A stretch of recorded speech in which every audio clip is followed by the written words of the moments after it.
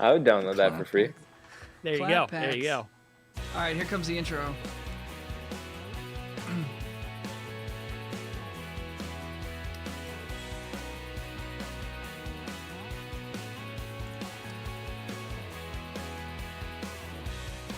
Yes! Hello and welcome. Episode 36 of the Music Guy Podcast. How's everybody doing? Thanks for joining us this week. My name's Al. I'm a music guy. I play guitar, I sing, I write songs, I make records. It is a hot and humid day in Toronto, Ontario here. 31 degrees, humid AF, as the kids would say. And I'm broadcasting to you from downtown Toronto. My partner in crime, guitarist, backup vocalist, film composer, teacher, Mr. Michael Hebbs. How are you, my man? I'm good. I've done a lot of stuff, eh? Sure. And I don't not as in accomplishments. Just I've tried to make a lot of things work. Right. And this is what I've arrived at. Podcast. I guess we could add podcaster to your resume. Yeah, you know. That's a little bit handsome guy on the nose. Guy needs a fucking haircut. We're pleased to welcome to the show, friend of the show, my friend. We spent months on the road together on the David James tours. He is a live sound technician for many artists, including aforementioned David James, Attica Riots, Faouzia, Yes We Mystic, Bright Righteous, and many more. Please welcome Mr. Matt Boyer, all the way from Winnipeg, Manitoba. Hello. Thank you very much for having me, Al. Dude, so glad you're here. It's good to see your face. It's good to see your face. Saw your face every day for several months. Yeah, and it's funny how I enjoyed every second of it. Sure, yeah. It's just funny how you become a family on the road, for lack of a better term, and then you're gone. You don't see these people for months or years or ever again or whatever. But it's there's a certain bond there that you're gonna have if you run into somebody that you were on the road with. Where it's assuming things went well, where you can sort of just just slip right back into the hot tub. You know what I mean? And, we went what, 8 months or something like that, maybe 6 months after the first leg, and then the second leg, it felt like it was just it just got tagged right onto the end. It felt like we never left. Totally, yeah, dude. I'd head out for leg 3, in a heartbeat. Oh yeah, middle of nowhere, Alberta. Let's do it. Let's go. Yeah, I'm into that. Let's come along. Yeah, why not, man? Guitar. I'll document. Yeah. Ooh, I like that. Yeah. I now have a Helix now, so I could keep your spare Helix. You know what I mean? Yeah. Yours goes down. Plug it in. Try to snipe my gig during the whole tour. Exactly. I don't know if you guys know. I play guitar. I'm pretty good. Yeah. I play guitar as well. And, I don't know how else I would snipe it though, other than just saying I play guitar as well. Maybe I'll break my arm or something, and you'll be in. Maybe I'll break your arm. Right. Accident. Yeah. Yeah. So is that what happened with Dave and Johnny that one time where he slipped on the ice? Did he actually slip on the ice? I don't know. I wasn't there. You have to be seen. That's the official narrative. I wasn't there. I wasn't there, guys. Yeah. I don't know. Johnny played the gig that night, and he was pretty good at the songs already, is all I'm saying. I gotcha. Right. Yeah. Yeah. He's like, oh man, I never played these before. Yeah. Fucking liar, man. You're a fucking liar. So I haven't talked to you, Matt. I don't think. I mean, it's been a minute, man. How's quarantine been for you? I mean, it's been an adjustment. I'm not I'm not used to being off this long, but it's not unfamiliar to be completely off, completely on and then completely off, and just not having a couple of weeks where there's no gigs. But just kind of felt like I'm just waiting for the next gig. Hasn't been too bad. It's a nice time of the year to not be working, at least. So yeah, it's also weird. I mean, I don't know about you guys, but it's been 7-8 years since I've had a summer with no work. Like summer without work doesn't really feel like summer anymore. Yeah. Like I'm getting bit by mosquitoes, but I feel like I should be sweating more. Like it doesn't make any sense. And yeah, so it's cool though. Like I got a bike, been biking around. Been watching some videos, trying to do some learning as much as I can. But some days the bed wins or the couch wins, and there's nothing I can do about that. So Yeah. Can't help it. Yeah, but yeah, just trying to stay motivated a little bit, but taking it day by day. Yeah. Have you found like I guess if you haven't been focused on work, because we literally just can't do anything right now, like have you discovered like any new I don't know, little passion projects or little like hobbies that you're getting way into with the time off? I've sunk like too much time into this bike. Actually, it was Okay. like I picked it up off Kijiji and then just started like fixing it up and towing it around and took it to a place What's to that get bike some. go for on Kijiji? You can get it for like, I don't know, $40 to like $3,000. Like there's tons of bikes on there. I get a bike. I just don't. Yeah, get a bike. It'll be $100, and then you bring it to a little bike shop. They fix it up for another $100, and you're good to go. And so, but yeah, other than that, I like the idea of gardening, but it is a lot harder in practice. Yeah. We got some sunflowers. They got fucked up in the first night by a rogue rabbit, and then some rain took them out, and now they're pretty dead. So like I don't know. I mean, I like the idea of it. I like walking around the gardening stores and smelling the flowers and imagining my life with flowers in them, but I can't actually put them in my life.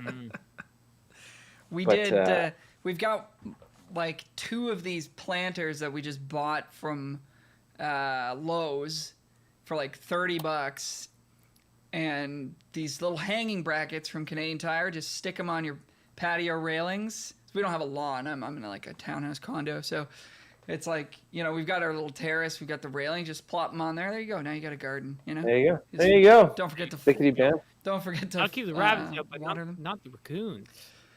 Raccoons, surprisingly, man. we don't have raccoons around that I've seen. What? Yeah, No. It's really weird. I don't know. That's in Leslieville. They don't. Well, the they don't garbage do all that? goes down underneath the townhouse complex. So I guess I think they're just professional raccoons, man. They're just good at their job, they're ninjas. Yeah, exactly. They get in and out. Yeah. So you're saying there's an underbelly? There's a dark underbelly. Oh yeah. Your condominium. Oh, absolutely. Yeah. The dark web didn't of know about raccoons. Yeah. Yeah. Like that. Gnarly. So I guess just so people can get to know you a little bit, Matt. So you're full-time live sound. You're independent. You don't work underneath a company, right? You're just sort of a contractor, independent contractor? Yeah. I've been freelance for the past 3 years. It's going to be 4 this fall. And before that, I worked for a company called Sound Art in Winnipeg, and they're one of the bigger ones in Central Canada. And so we did, like festivals like Country Fest and Folk Fest and Blues Fest and all the fests around. And then, gigs at the MTS Center and the Burton Cummings Theatre and a few different places in town. So I've kind of like been on both sides. On that side, I was like a PA system tech. So I wasn't mixing bands as much as setting up PAs for mixing engineers.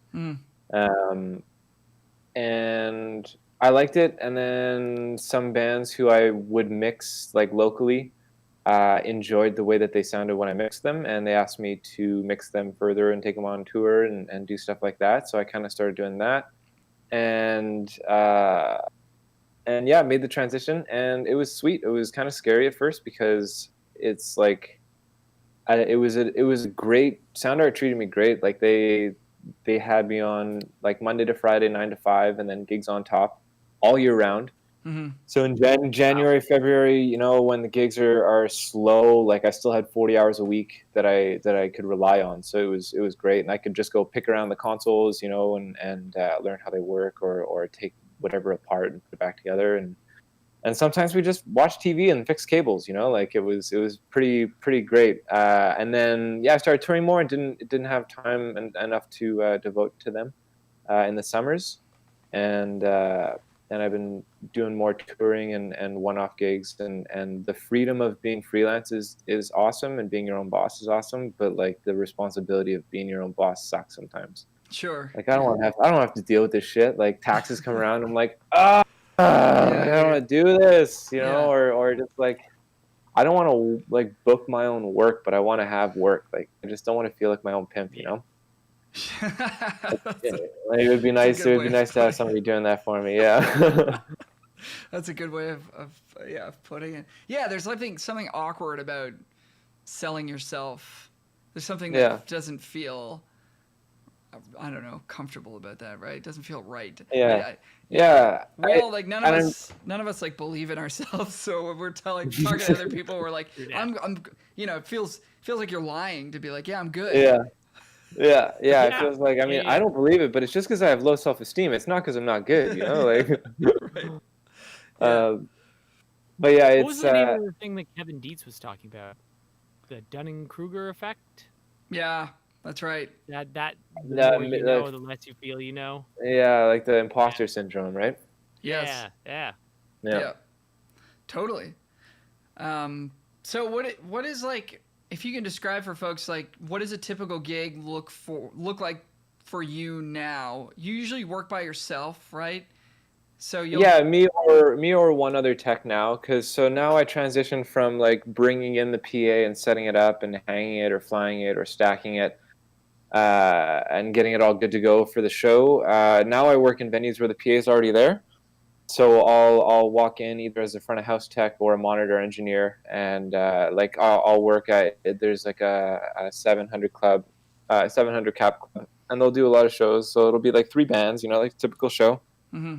Yeah, so we'll show up maybe an hour before the band's call is, so that I can turn everything on, make sure it's still working, make sure everything is functioning the way I want it to. I'll take a look at the stage plot that was advanced for the day, if I got one, and try and get ready for it by dropping power and stage boxes and stuff like that, so that when the band gets in, they can just load up on stage and not have to worry about any of the stuff to do with the house, because the idea is that I know the venue and the PA and all the gear in the room, and the band's engineer knows the band and the songs and the way that they play, and together we know everything, but not one of us knows the whole thing.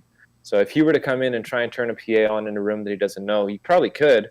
We all probably could, but it just like, it's not fun, and it's not like enjoyable. It's not something that I want to worry about. I just want to hand you my cables and say, make this like put this through the PA, and give me a few pieces of information that I want from you, and so I don't want to, as a band engineer, I don't want to come in and find out that half the PA isn't working or something like that, and then have to figure that out myself, which is where the house engineer will fix that before the band gets there. And as a house engineer, I don't know this band most of, like, if like when I'm in town, I'll be doing house gigs 20 out of 30 days, 25 out of 30 days a month, and I don't have time to listen to 25 different bands and learn everything about each band the way that an engineer who's been touring with them can.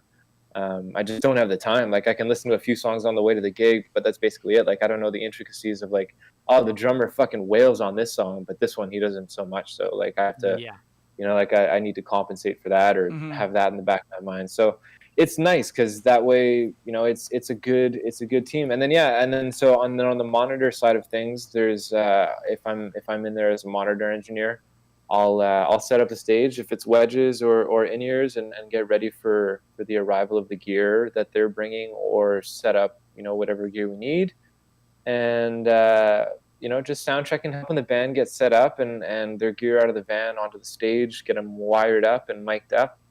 And then we'll run through a sound check where we'll dial in monitors.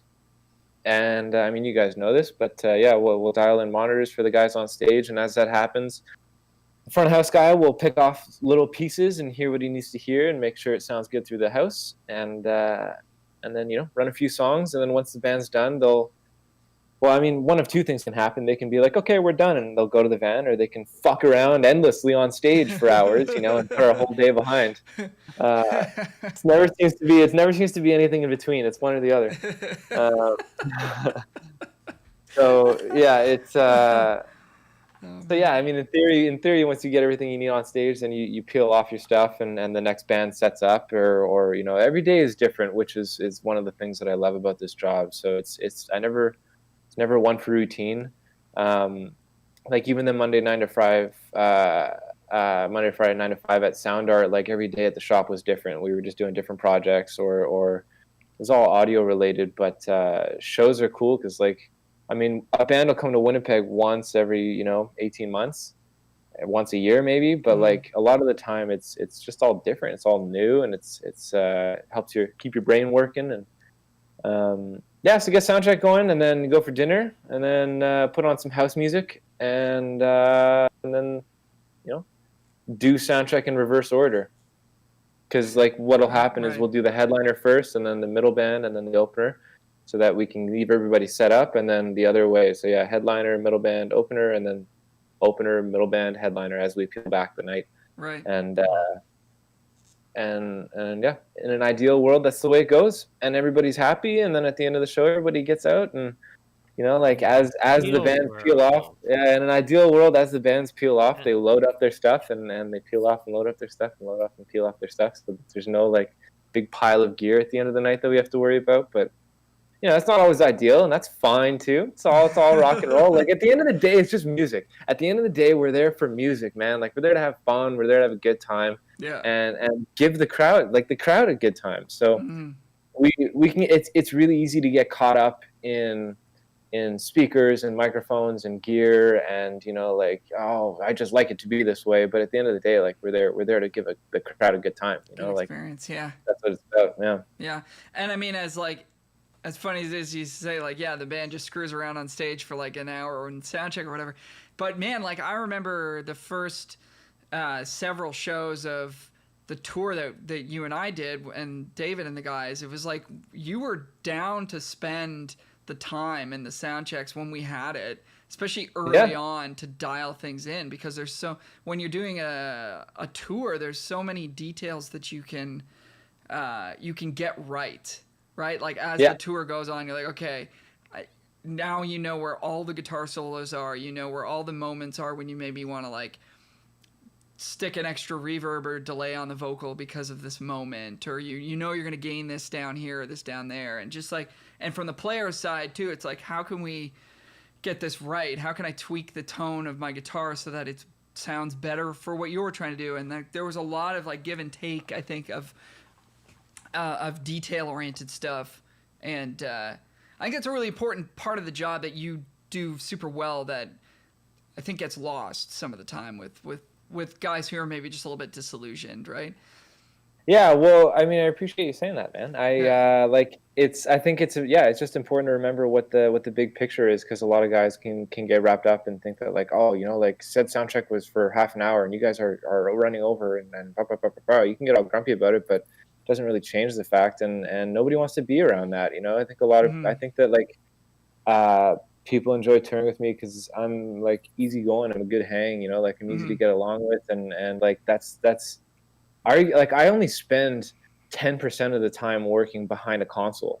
Like most of the gig is everywhere else. Like you're on stage for 45 minutes of 24-hour cycle, but you're hanging out for the rest of it. Like gotta like that's So I mean, it's easy to be a grumpy house guy. It's not so easy to you don't really see like. Well, you do, but they're just assholes about it. But like the grumpy touring guys, it's just not fun. It's not, who wants to be around that all the time? Why do you think that is? Just grumpy house guys. Like, why is that a thing?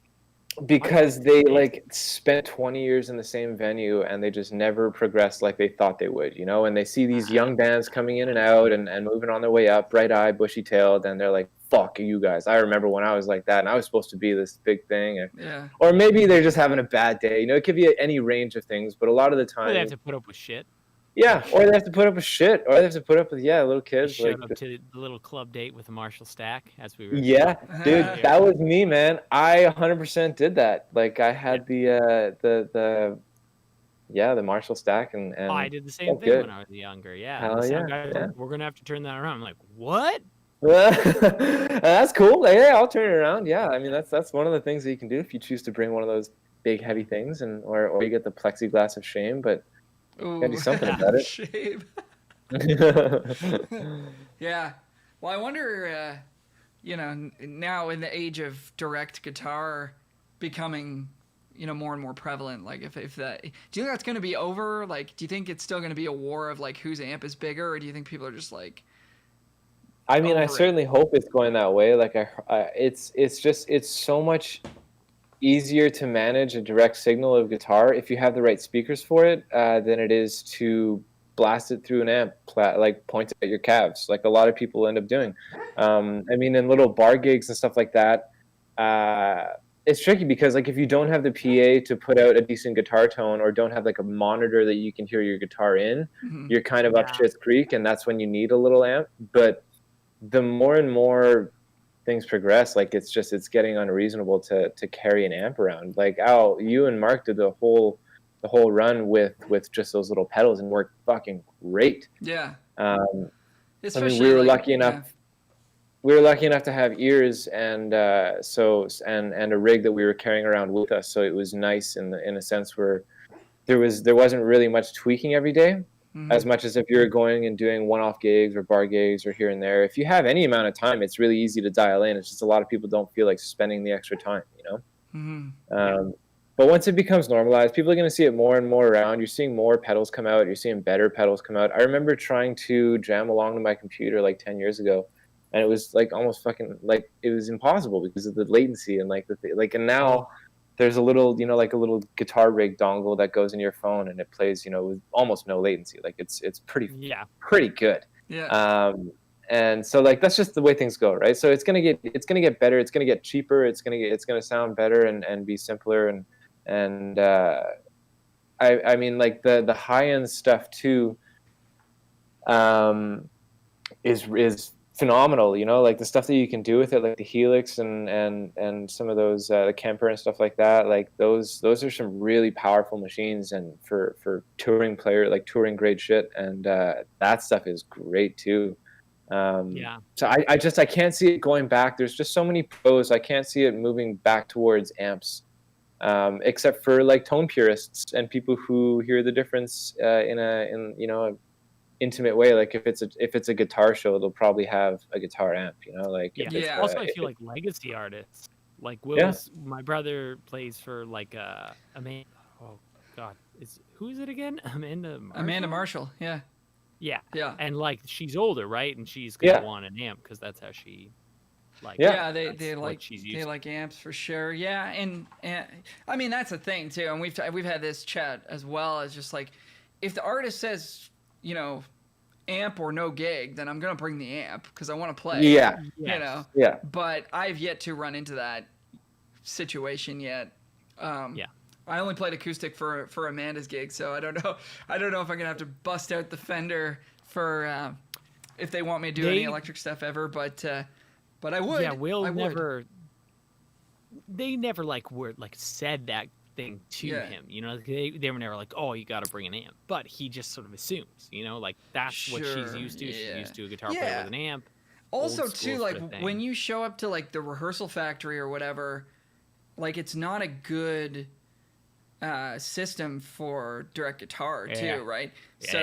You plug in your Helix or whatever, and it's coming through like a monitor with half a tweeter, and like people are like, you get that look like, what is that? And you're like, oh no, but it sounds good if you like plug it into a system. So I think it boils down to time and place. Like there's a time and a place for each application, and it's good to be fluid with both. Like it's good to have both in your arsenal as part of your tool chest. And yeah, it's cool. It's cool that it's actually usable now because it's just one more thing that we can do. Like there's other ways to solve the issues that an amp on stage would give you, like pointing it off stage or just turning it around if it's a closed back, or putting some shit in front of it. Just put it behind something, you know. Like there was one tour where everybody was on ears, but we really liked the way his amp sound. So we just took the cab and we put it as far away from the stage as we could and just shot it off into a corner and put a case in front of it, you know, just fucking get out of there. Put a blanket over it if you want. Like if everybody's on ears or everybody has a monitor and you can get it to them that way, it's so much better than trying to point an amp in a way, because then you get this weird hot spot in the crowd too. And it doesn't sound the same, or it's bouncing off the walls, or it's interacting with your PA. Because if you're putting it through the PA and your amp is 10 feet behind the PA, it's going to come 10 milliseconds later. It's going to sound all weird, and it's not going to be in time with the PA. So like if the house guy doesn't know to delay the PA back to your amp so it sounds like one source, it's going to sound weird. If it's the same volume. Like if you have it exactly. It's a timing phase thing. Phase. Good old phase, my mortal enemy, dude. Everything I do is to fight phase. When you go to sound technician school, they just fucking dream into phase. Like it's made out to be this super destructive thing, and you can hear it in these really, you know, some instances, and sometimes it's just like you're fighting a ghost. Like it feels like it's not important. There's nothing you can do. It just sounds like that. So just because of the way the room is, like all rooms are so weird, and you hear the weirdest things when the rooms are empty, which is like not great. You know, like if you're playing guitar in an empty room, that's when you're trying to dial it in. So it's like sound checks are good to a point, but you can't mix yourself into a hole before you get a group of people in there, a bunch of meat bags, and they take away the reflections and they take away the standing waves, and you have a clean room. There's something about like a full floor just like mashed together and sweating that creates like this layer of humidity on top, and the sound just fucking just like woof, like it just hits it so nicely, and it sounds like you're listening on monitors if there's a big crowd in front of you, strangely enough. That's crazy. Whereas like an empty room just sounds like a box. It just sounds like it's like echoey, and it just like hear noise everywhere, and when there's people sucking it up. I've heard things about like in terms of designing rooms, like certain rooms that are meant to be like listened. And I can't remember if it was Roy Thompson Hall, but one of like my students is a sound technician as well, and he was saying like they put consideration obviously into designing it to be like acoustically sound.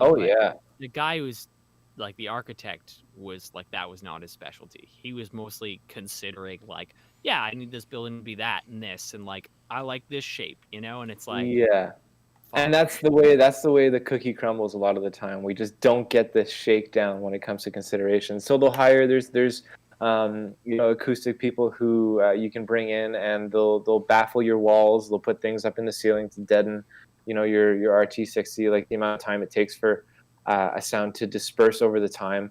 They'll hang, so like if you look in like a pool, that happens in pools too. You'll look up and there's like baffles in the ceiling, because like pools are fucking terrible to talk around, because they're like indoor pools anyways, because it's just like the YMCA, like if you're standing in a room with a pool in it, it's just so big and open that it's hard to have any sorts of sense of direction. So they baffle it so that there's only one source, so you're able to like hear where things are coming from better. And that's the idea too, is that you only hear it from one place.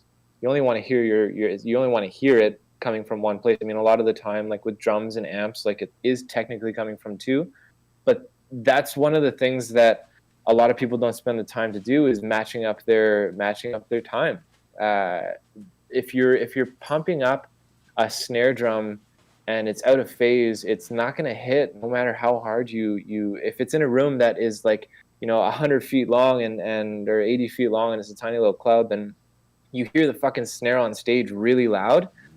Like you can push it in the PA, but it's not going to feel louder. It's not going to feel comfortable until it's in time with the real snare. So just to clarify, so you'll delay the time at which the sound comes out of the PA, so it gives it an opportunity for the actual snare source waves to match it. Yeah, so if this is like the crowd and this is the PA and this is the snare back here, if you just pump them like that, you're going to get two snares coming in at different times. Right. If you delay this one to hit together, then every time it hits, it'll hit, you know, 10 milliseconds or however many. It's like a millisecond a foot is the rough thing I use, and then just tweak like that. That's how fast sound travels.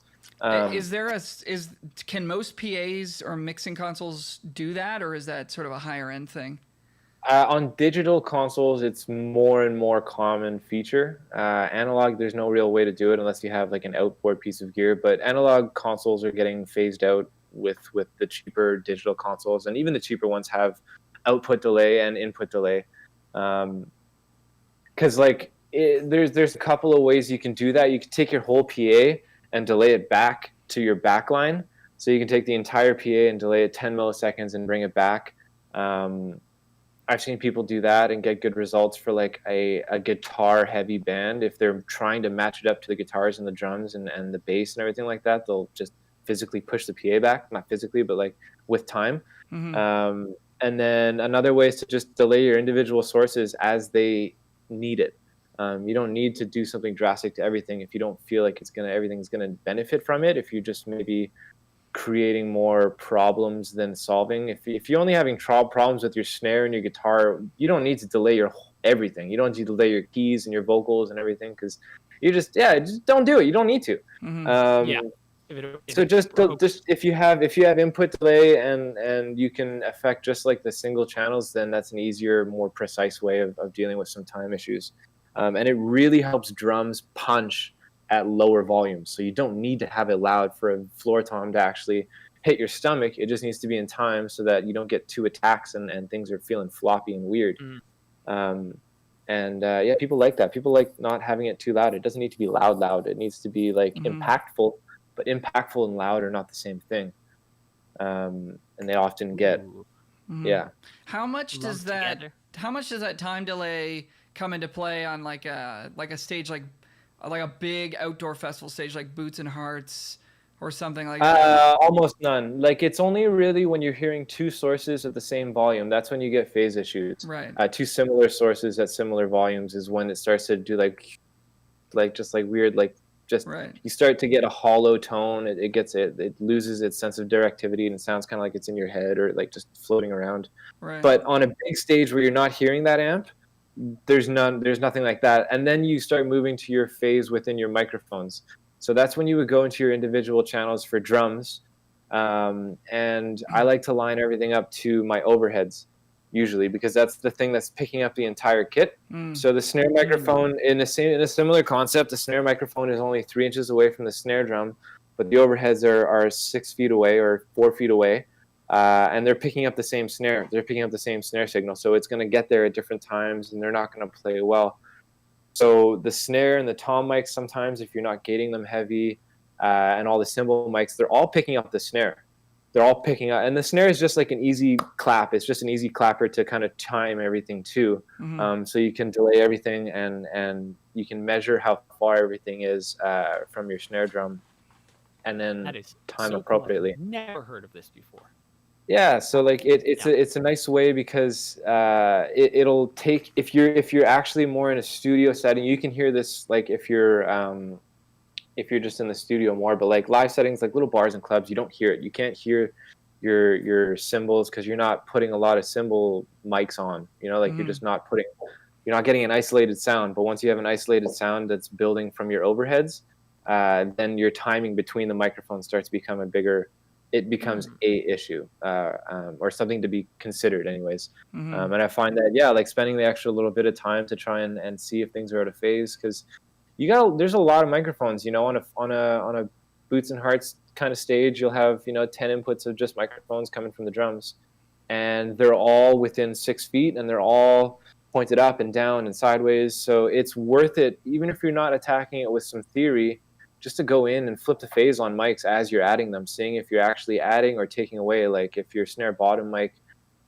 is in time with your overheads, but your snare top is the thing that's adding it, taking it out of phase. Like rules are rules in a vacuum, in a theory sense. But like I've flipped the phase on stuff that shouldn't be flipped. Like that's weird that my floor tom needs to be flipped, but fuck it, whatever. It sounds better like that. Like that does happen sometimes. Just for people listening, if we're confusing the heck out of people with phase, it's as far as I know in my layman's understanding of stuff, it's like waveforms sort of go up and down and you would maybe describe like a sine wave kind of curve-ish most of the time. Yeah. And basically if you're hearing two sounds that are similar or the same sort of source, and they're going up. One's going up and one's going down, or vice versa. They're not traveling in the same direction. Then you basically stuff sounds weird. That's yeah. They that's start to cancel out if you have the same frequency in the same phase thing like this. Like, so if you have one sine wave coming up and going down like that, and this is its peak, and you have another one, when you right on top of it, they add to each other, they amplify each other. Mm-hmm. But if they're slightly off, everything that's in between this here is going to cancel out. It's just it's not going to play nice. So you want the actual wavelength to line up with each other in order to not. So it adds the most. It doesn't detract from it because it adds when it lines up. Yeah. And but there's no way to ever get it perfect, and it's all compounded by sounds also reflecting off different surfaces and coming back and having cancellation. So it's all. And that's one of those things where it's like you can pull your hair out trying to fix these things, and at the end of the day, you're really only fixing it in one spot in time. You're only fixing it in one spot in the room. So you're kind of like, I stand right in the middle when I do sound check because that's like the most ideal. Like, I'm not trying to fix the room. I'm trying to get the PA to sound the best that it can, given the room.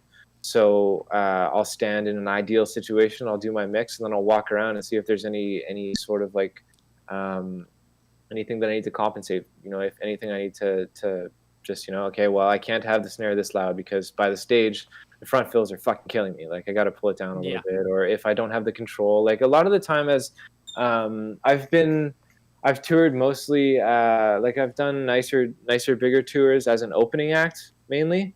And we don't get all the time in the world. Like, Al, you've seen that happen where it's like, you guys have half an hour. Sorry, we're doing doors in half hour. Like, I don't know what to tell you guys. Yeah, there's another local after you, so just thank fuck you're not them, you know? Yeah. So like, there's not always the time to, but phase is one of those things where it's like it's time and location based. So if like your main and sub alignment isn't right, or if something's at a time, just move a little bit and it's a different thing. You know, it's a different experience. So you're just kind of trying to find an average, and that's basically what we're doing as sound techs. Is like, not everybody's hearing is the same. Everybody has their own opinion, and we hear them all. We hear everybody's opinion about sound. Sure. Everybody has one, and they're all right. That's the thing, is that like everybody is absolutely right about their own opinion about sound.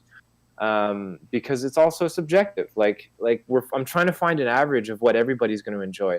Like, my personal mix that I would enjoy is not what everybody likes. So I don't mix for myself most of the time. Sometimes I do. Like, nah, you know, sound check and whatnot. I can pump it up a little bit and then play it cool for the show. But it's just taste, right? It's what kind of music you grew up listening to. It's how loud your dad had it in the car when you're going for a drive. You know, it's what kind of speakers or what kind of headphones you had when you started really listening to music. Like, do you value like bass? Like, do you like a lot of bass? Do you like a lot of treble? And also, like, physically, we're all different ear-wise. Like, my ears are shaped differently than yours. Our chests are different sizes. So there's different resonating cavities in people's heads and skulls and bodies. And so we're all so different hearing-wise. So I just have to find an average of what most people are going to enjoy. And that's the name of the game. And find an average of how the best the room can sound in all places. Like, we want everybody to have the same show. So we just got to find the middle point, you know, find the gray area. Is there a way to gauge that? Like, do you ever look around the room and just see if people are vibing to the band and then like decide whether or not you should be changing stuff? Like, I almost never, like, if I can, I'll walk down to the front of the stage and listen to like the front fills that are filling in the little speaker, like the first couple rows. That section is gauged a bit during sound check, but then during show, I can't like squeeze in there all the time. So I gauge it just on how the people are reacting. If they're like looking around, or if they're like, you know, blocking their ears, or if they're trying to block the speakers with jackets or whatever, then I'll turn them down, you know, like, I mean, something went wrong if they're putting their jacket in front of the speaker, but like, you know, sometimes it just happens because you have no time or whatever.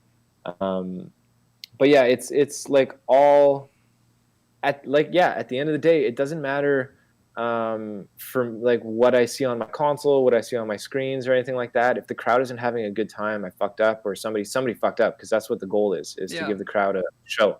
You know, like they came to be entertained, they came to have fun and make a memory. And if something's happening, then we gotta fix it, because like that's what it's about.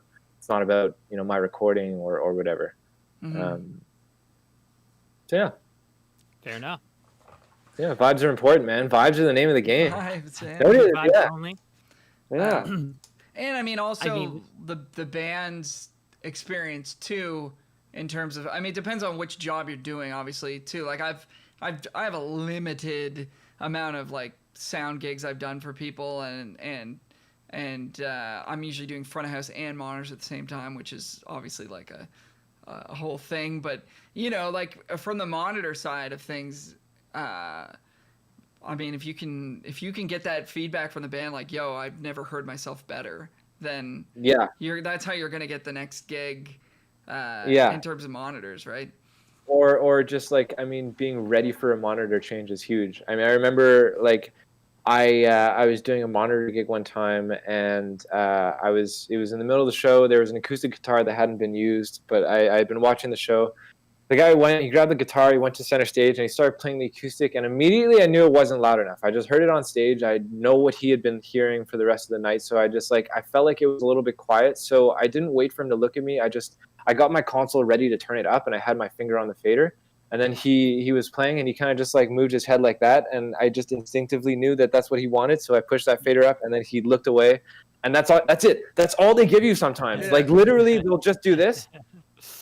And then you have to know that you did good, you know, like it's reading the band and being involved in the band when you're doing monitors is a whole other thing. And then after the show, he comes up, he's like, brother, that was fucking awesome. Like, I can't believe you caught that. Like, that was great, you know, like, so like those little things are what separates a good monitor engineer from like one who's going to get a call back, or, you know, even just a high five at the end of the gig is somebody like who, the stage is its own vibe, you know, like the stage itself is its own universe that you gotta tame and you gotta control, and a good monitor engineer can do it and like make everybody feel comfortable. If you're sitting there on your phone, and people are looking over for things, and they look over, like sometimes it only takes one time for them you to miss something, and then they can't trust you anymore, basically, you know, like they don't feel comfortable having you there.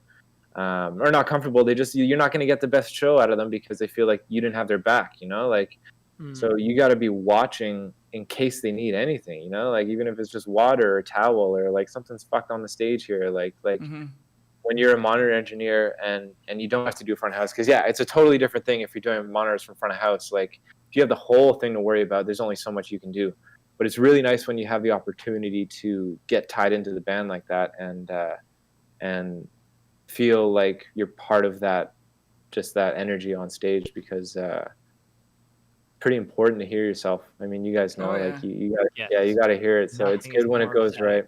And checking in on people too. It's like coming up at the end of sound check or halfway through sound check, and and you did this, and lots of great guys do it. They come up to you, they'll be like, "You hearing yourself okay?" Because some musicians don't want to be a pain in the ass. You know, it's like, you know, if you're so guilty of if that, you're the rhythm guitar player or you're the bass player or something, it's like, you know, the drums and the vocals are probably you might feel are more important, and so you don't want to be like, oh well, could you turn up my bass like a dB because I can't quite hear it but I can feel it, but you know, because you don't want to have to ask a bunch of times too. You feel bad. Yeah, you feel awkward about it, right? You turn it up, and then it's like later it's like, oh, could you turn it up again? It's like, oh, I still could you? You know. Yeah. But the guys who get the best mixes, at least for themselves, like Will's great at it. Like he just asks and asks and asks and asks until he gets what he needs to hear. And that's super helpful. But I mean, like there's some people who like are just shy, just like, you know what, it's good enough. I don't really feel like being a bother. I'm sorry. I just like it's fine. So it really helps being asked directly, like not in front of everybody, not over the microphone. Like at the end of sound check, walking on stage, being like, hey man, like, could you hear yourself? Because if it's just a one-on-one conversation, people are a lot more likely to open up. People are a lot easier to talk to when everybody's not watching them, you know, like if it's like, hey, could you actually hear your vocal? Like, I know you were kind of struggling. I saw you go like this to block your ear. Like, or do you want more vocal? And they'd be like, actually, yeah, that would be great. You know, like, it's one of those relationship building things that if you have the time to do it, it makes a big difference. And then if you're front of house as well or whatever, like you're going to get a better performance out of that singer or player too, right? So it all sort of feeds the whole vibe. Yeah, the whole thing. Yeah, help me, help you, help you, help me. You know, like we're all in this together. There's no like we're not against each other. We're all on the same team. Yeah. And that feels like that with certain sound guys, like house guys. Yeah. This guy hates me. I don't know what I do to this guy, but he doesn't like me for some reason. And I get that as a sound guy walking into other houses too. Like walking into venues, I've had guys be like, I didn't know you were coming today. Like this is my venue. This is where I mix. And it's like, oh man, like I don't know what to tell you, dude. Like they brought me along. Like I respect that you mix at this venue. Like I'm not trying to take your gig away. I'm just here to mix this band. Go have a smoke. Go have a beer. Like you get 40 minutes off. I don't understand what the big deal is. You know, like how do you handle those situations? Like when people are getting, man, we had a couple of run-ins with some weird dudes on the tour that we were on. Just absolutely. I remember that one guy just absolutely lost it on David because we were too loud in sound check or something. And because oh man, that was a good one. Because we started playing and he claimed that it was like 130 dB at front of house or behind front of house, and I was like, sorry man, like it's not that loud. Like I first of all just started, so we're just getting going here, but like you know, let me dig into it a little bit. And he's like, it was way too loud. It was 130. And I'm like, dude, 130 is fucking loud. Like I don't like loud things. Yeah, 130 is crazy. At the beginning of soundcheck, when my ears are all sleepy from being in a van all day, I'm not hitting 130. Like it just does not make any sense. And I'm like, can I see your meter? And he pulls out his phone. So I'm like, I don't know what to say to you, man. Like this isn't. I said those things clip at like 100. Like there's no real readings. There's no measurement data after 100 dBA, like DBC doesn't matter. Like your phone microphone can only handle so much information coming in at it. And then he's like, if you go over 100 decibels for 1 second for this show, you are getting a $10,000 fine. I was like, hold on a second. Me personally, or like the venue, or like the promoter, or David James, like who's getting this fine? Like who's it written out to? And he's like, you personally. And I'm like, okay, well, I don't like being threatened, so I think we're done with this conversation. Yeah. Like I said, okay, sure, man. Like, yeah, great. I'm gonna talk to. Well, you do your thing, I'll do my thing. We'll deal with this later. Wow. With that meter too. You know what I mean? Yeah, because he was like, "This is a OSHA building, or you know whatever letters he was certain limitations to have. He was the guy from the PA company, who worked in the venue a lot and knew the venue as a strict building apparently. But I'm pretty sure I think he was like in charge of, like, it was a weird back pocket thing that was going on, multi-job kind of guy, and I got warnings. Yeah, I got warnings before going in to see this guy, and I was like, okay, well, I'm a nice guy. Like, I'm not looking to fight or anything like that. Yeah. So, like, it's not going to be a problem. I'll kill him with kindness. But then he comes in, starts fucking barking at me, threatening me and shit like that. So I was like, okay, fine. I was like, okay, whatever, man. So I just, like, while I was like, we finished the conversation, I walked away, and then he comes storming up to the stage right after me, and he goes, we're not having a show. Like, I need to call your agent. I'm going to call your agent and get this fucking guy, you know, off the show because he's being a dick to me and this and that. And David's like, whoa, hold on a second. Like, we've done like 45 shows already and nobody has ever had a problem with him. Like, you're going to have to say a little bit more before I just believe you that he's being a dick. Yeah. And he's like, he's not listening, you know, like, it's too loud. And he says, oh, who's your agent? I'm going to call your agent. I'm going to call this guy. And Dave's like, that's not my agent. He's like, I'm going to find out who your agent is, and I'm going to call them, and you know, just off his rocker. So then, it ended up not being an issue. I didn't end up seeing the guy during the show. Like, it was a non-issue. He was just somebody who kept him bad. Yeah, I think we had a short conversation. We had a short conversation before dinner break, once everything had cooled down, and he was like, I don't know, he kind of like name dropped and tried to, you know, big man me, and I was like, I don't have time for this, man. Like, we're in the middle of nowhere. You're gonna be here for the next 20 years. I'm gonna be somewhere else tomorrow. Like, it's gonna be fine. Yeah. No one's gonna die. Okay. No one's gonna die. It's a show, buddy. We're having fun here. Like, what's the person that is gonna, like, give that $10,000 fine? Like, is that him? He just has like a pad and he writes a note and he's like, "You owe me $10,000." There's got to be like worker safety certification, like one of those guys, like somebody who comes in, the same kind of guys who come in because you're using an illegal transmitter. I feel like there are people who monitor audio levels like that, and it's not that strict in North America compared to Europe.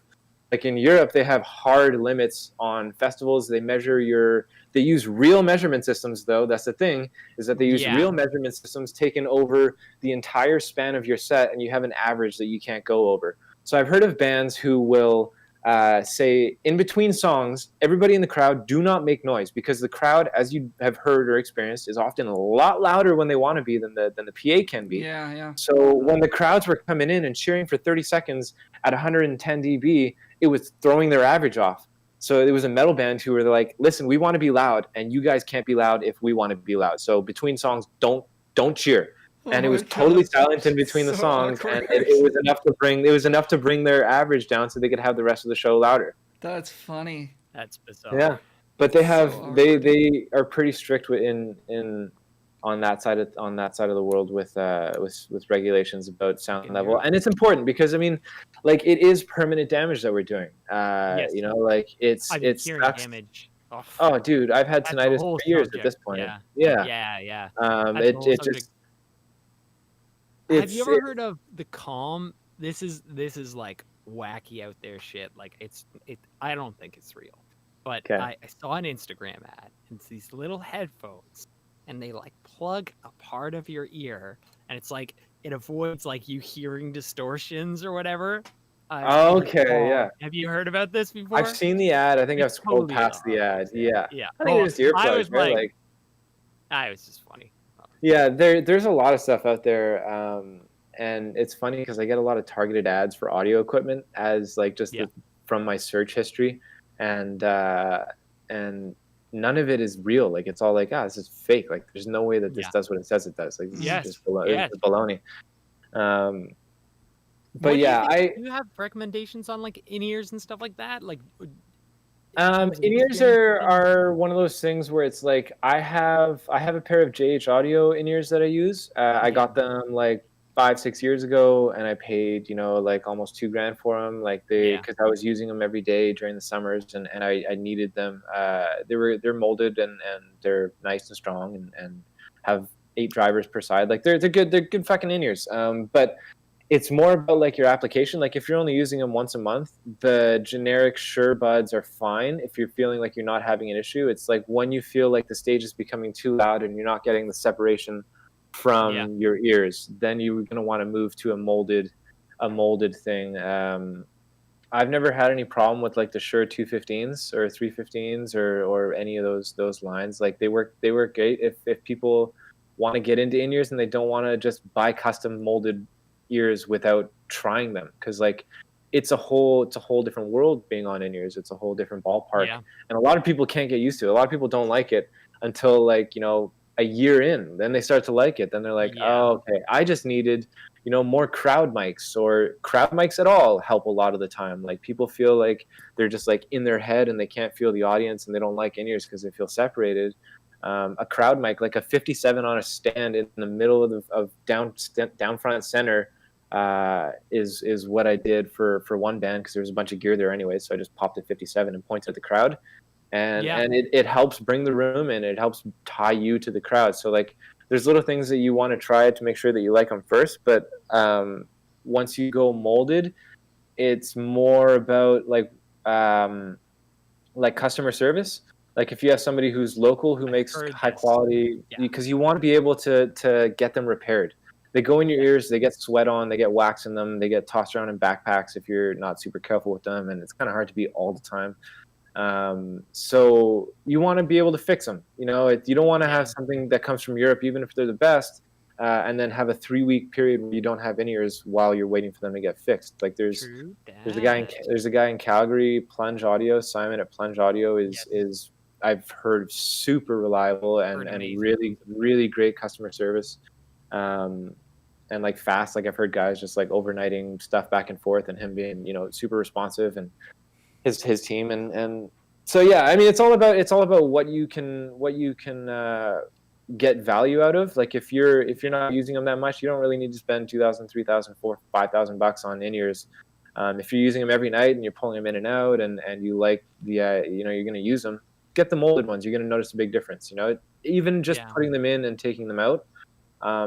Like the foam or the rubber, like it kind of gives your ear like a little raw after a while. It feels like you got diaper rash on the inside. So like the custom ones feel nice. You get a little bit, like you get a few more hours before you get the diaper rash feeling.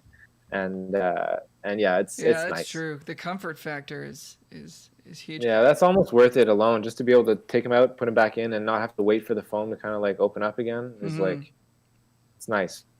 How many drivers is enough per side? Because I've been rocking. Here's my old guy thought of this podcast. I've been rocking 2 driver a side headphone or in-ears for 50 years. I don't know, like 10, 15. probably coming up on 15 years actually. I think got them when I was 18. Wow. And like they're still, I mean, yeah, can I hear the bass like big time? No, but I'm on stage so I can feel it, or like I can hear my vocal, so that's fine, right? Like there's ones with like 12 drivers per side for thousands and thousands of dollars. It's like, what's the point? How can you cram that much in that small of a space? I don't know. This is why I'm different to you, because I don't know how this stuff works, but. Yeah. So I mean, like it's all about splitting up the workload. So the more drivers you have, the less work is going into each driver, and they can all theoretically get louder.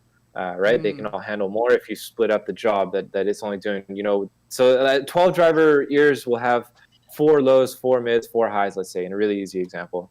And then each of the 4 lows are doing the same thing. So you only have to drive them a quarter of the, don't quote me on my math here, but X amount of everything to get them the same amount of loudness. Like I have the 16, so they have, I think it's 8 low end drivers, 4 mids and 4 highs in mine.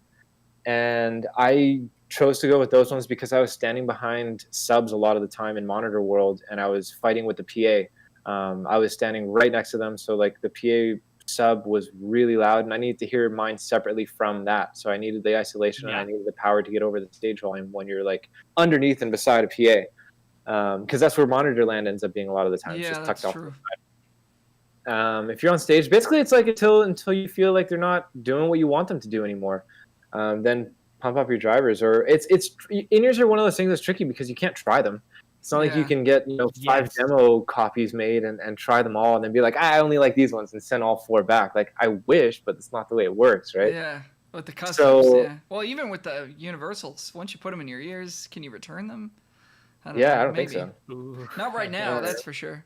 Yeah, that's for sure. Yeah. But cool. Yeah, I mean, like there's some DJs and heavy metal guys who like to have a lot of drivers, to like to have it loud, and it's basically it all comes down to personal preference, and that's the most personal thing is your ears. So do some reading and try and find out like what kind of sounds you prefer. Like it's listen and try and pay attention. I don't know, it's kind of a weird thing, but like reading, that's the best thing that you could do is just read people's reviews. There are monitor engineers who have tried out every single one. Like there was a monitor engineer that I was watching a video of, and she was the monitor engineer for Michael Bolton and Lizzo, and she has tried all these different things. Her presentation was really cool, actually. She was talking about how male and females hear differently, and how that translates to IEM applications. Yeah.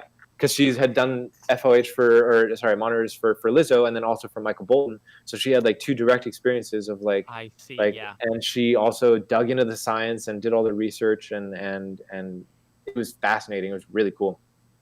It's hard to sort out the marketing gobbledygook when it comes to stuff that's expensive. It's like, well, this has 20 fucking drivers and they're fucking HF. It's like, God damn. Yeah, like I mean, there was somebody that was paid to make these things sound fucking amazing. Like not actually sound amazing, but read amazing. Like somebody's job is to market these things. So it's like to sort through all the stuff. It's so much personal preference. And she got to a point where she was saying that sure, IEMs have been made with an EQ that is pleasing to a male ear, coming from a male voice.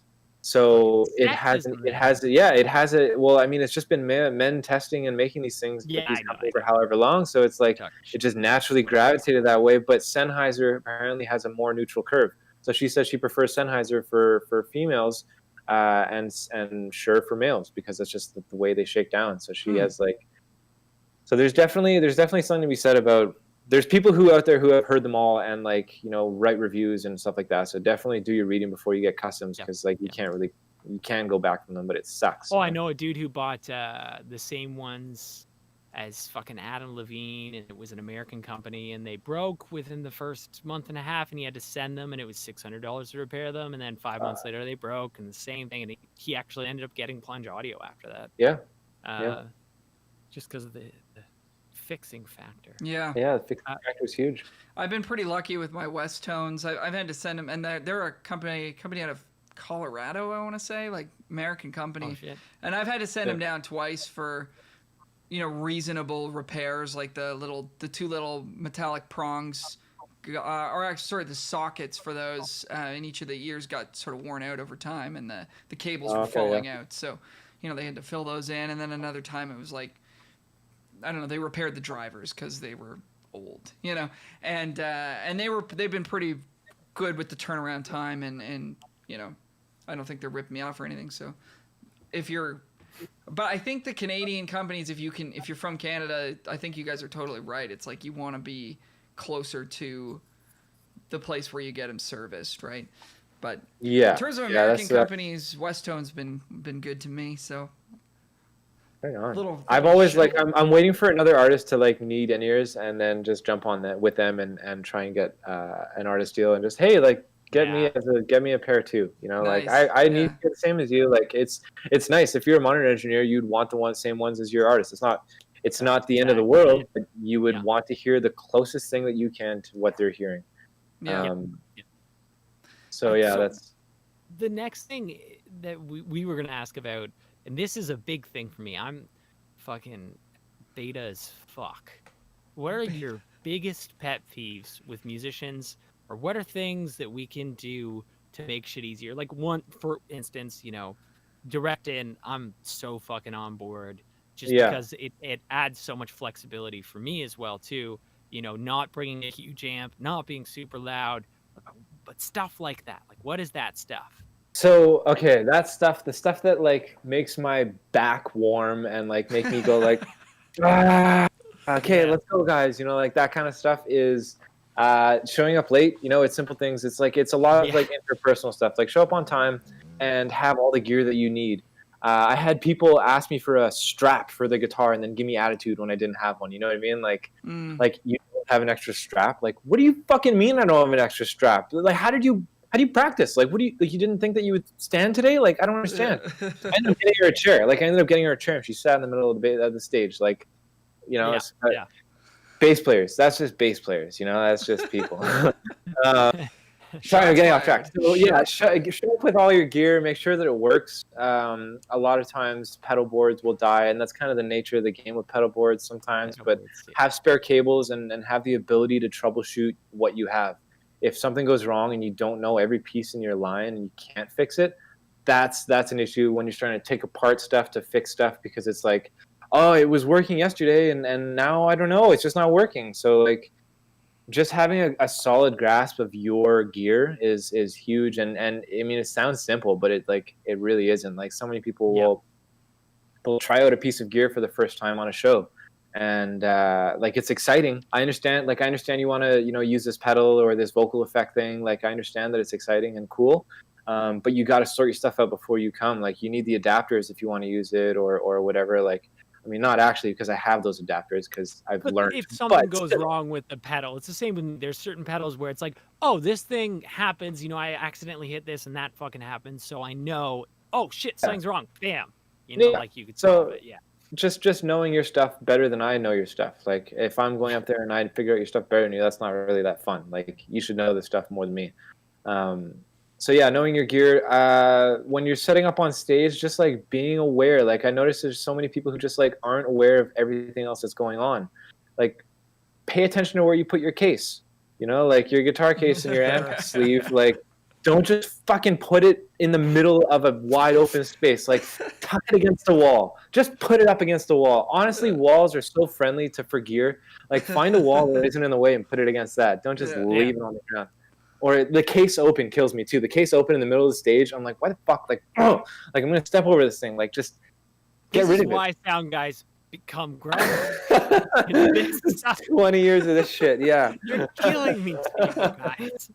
Oh, okay. One thing that kills me is when people go up to a microphone and they go, "Is this thing on?" and they fucking smack it. Like, oh my god, do not smack the microphone. Like, if you want to do anything and you don't want to put your mouth up against it, like scratch the grill, because you can hear that, and you can hear that through the speakers. And it drives me nuts. It drives me nuts when people are just playing. I think I heard you and Rich talk about this, like noodlers on stage, you know, like there's a time and a place for noodling, and also like treating soundcheck like a rehearsal, I think, is the bigger thing. Soundcheck is not a rehearsal, and if you're coming in thinking like, okay, we're gonna run these 5 songs, like unless you have like an hour booked, and even then that's like an hour max, like you don't have to do 5 songs. Like it should be, you know, it shouldn't be something like, oh, while we're there setting up, we'll nail down this bridge into the chorus. Like that's not what soundcheck is for. It's just to get everything ready for the show. Mm-hmm. You know, if you got it too, your priority is like getting stuff sounding good for you, getting stuff sounding good for the audience, and if you are focusing on fucking like working a part out, like that's gonna take away from your time to like make it sound good for them or make it sound good for the audience, which is way more important than, you know. Yeah, if they're working out a chorus, they can't realize that the keyboards are too loud in their monitor, or they have none at all that they need, or like it's not the task that we should be working on at that time. Like once everything is taken care of, if you want to go into the green room and bring a guitar or whatever and knock yourself out, like that's the time to work on that kind of stuff. But like soundcheck is for stage things. So yeah, just like being aware of everything, just knowing that like this is the show of the month for youth band, but like there's 3 of you guys tonight. There's 3 bands who it's all the show of the month. Like everybody's excited about this, so we all have to just realize our part in the bigger picture, and be aware of where your time slot is. You know, like being aware of what needs to get done, and communicating is a big thing during soundcheck. Once you have all your gear set up and everybody's good, like there's a certain amount of like testing that you need to do. You know, I'm not like saying don't make any noise until I tell you to, because like you have to test your pedals, you have to test everything, make sure it made the car ride to the venue, right? Like things happen that quickly. So like you know, make some noise, make sure your stuff is working. Once everybody's set up, then that's when we join forces, because like the setting up the gear is your thing. I'm doing my channel labeling and stuff like that, running the last few cables. Once you're done and we're ready, we're both ready, like let's work together. And we need to be like, okay, what do we need on stage? Monitor mixes are a huge thing that people get confused about. I hear a lot of in like a single wedge. This is just talking about a wedge. In-ears are a different story, but like in a wedge, people will say, just give me a bit of everything. And like that's not really what a wedge is for. Like it can be, but it's only one speaker. Like there's only one speaker, and it's not going to be. It's not a big enough speaker to get a nice enough mix. It's not like it's a monitor. You need it to monitor the things that you are performing and need to hear, and the things that you need to cue your performance. You know, like if that's kick snare hat, that's kick snare hat. If it's just lead vocal, it's just lead vocal. But like you don't need everything in your monitor, and that's something that people think they do. There is a point where you will eventually need everything, maybe. But like, I mean, like I did monitors at Country Fest on main stage, and there was guys who just wanted vocal. Like there's some guys who wanted everything, you know. But that's when you want to hear everything through wedges, that's when you start, you know, okay, we should have had side fill. Like we should have had some big speakers on the outsides that can wash the stage with drums and guitar and bass, so that the monitors in front of you are just for vocals and keys and acoustic, like things like that. True. Okay, that's good to know. That's really good. Not saying just give me a bit of everything. I'm just well, that's good to know. Some guys will build a lot of guys will build a mix in advance that'll include a little bit of everything too, right? Yeah. So, and if you have the capability in the stage that supports that kind of mix in your monitor, that's cool. Like that's great. But if you like a lot of the time you just don't need everything. Like you don't. A lot of the time you don't need drums in your mix because you can hear the drums from 6 feet behind so you. Like loud. they're so fucking loud. Even with in-ears, sometimes I don't get the drums because they're still close enough that I can hear them. Yeah. Yeah. So it's like just evaluating your needs and knowing what you want the speaker to do for you and what you need it to do and what you want it to do. Like there's needs and wants, right? And that comes with monitor mixes too. Like you need your vocal. You need to hear if you're in tune. You probably need some other vocals. I've had vocalists just be like, nah, I just want me. I've had vocalists say I want the other ones louder than me. I've had, match all volumes. Like it's all personal preference. But to just like say that you want everything because you might want it is like deductive a lot of the time. There's a point of diminishing returns when you're putting into a monitor. But it's nice when it works out. Like it's nice when you can get a full mix into a monitor, because I've had the time where you're sitting on a festival for 3 days and you actually can get a full mix into a monitor because you've had the time to play with things and you know how it sounds and stuff like that. So but as a default, it can make for a loud stage in a small room. If everybody gets a bit of everything, it can be unnecessarily loud and detrimental to hearing the things that you actually need to hear, like vocals and keys, because a lot of the stuff takes up the same range. Vocals, keys, guitar, it all lives in that mid range, so it's hard to distinguish the more things you stack on top. And monitors are often like the last speaker in the venue to get upgraded. Like they'll upgrade the PA 3 times before they upgrade the monitor system sometimes. So like they're not the most like advanced speakers in the world in some venues. But in-ears are dope because I like getting a full mix. It's nice when you hear like a studio, like a personal studio mix. Like that's the dream, is that hearing like a personal studio mix with a little bit of crowd in it is like, it's so nice when it works right. Like it really is. But just like knowing what you want and managing expectations and knowing what you need are huge things. Because a lot of the time, like I'll be going to a gig and I'll say, what do you want? Like, what do you guys want on stage? And they'll be like looking around at each other. I'm like, oh no. Here's my here's my favorite like way to do monitors when you're at a festival or whatever and it's got to go quick and they're line checking the kick drum and then you just put your hand up if you want it. They give it to you, you put it down. Next, everybody puts their hand up. I don't understand why anybody does it any differently than that, unless you're on tour. You guys have a relationship. People are maybe using the apps and stuff to adjust their own mix, but like, in my opinion, it's the only way monitor mixes should be done if you're trying to do them quick. I mean, you can't even do like thumbs up, thumbs down, because like this could mean good or this could mean more. This could mean bad or down. Like put your hand up until it's loud enough, and when it's loud enough, put your hand down, and then we can adjust from there. Like that's the simplest one. And it's nice if you, as a monitor engineer, like there's a certain amount of taking control of the stage that you have to do. You have to be able to direct everybody and be like, all right, guys, hey, like we're going to get going now. Like, let's do this together.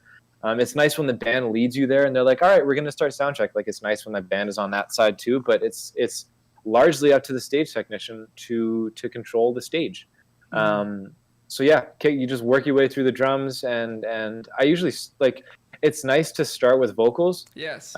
If the vocals are the important thing, why wouldn't you? It makes sense. It makes sense logically. I mean, the way that we organize the console from like drums, bass, guitar, keyboards, vocals, like just like logistically organize it, it has a lot of impact on the way soundcheck is done and the way that like priorities fall naturally. If you do the drums first, you're gonna naturally have like your drums are gonna be there unless you're like purposely not making it loud because you know what's to come. Like you will end up like, your drums are going to be nice and popping, and then you add bass, and then you add guitar, and then you add vocals last. It's like there's not always room for it, right? So if you like, what I like to do is I'll start with vocals first and get that at 0, make sure it sounds good, and then I'll go back to drums.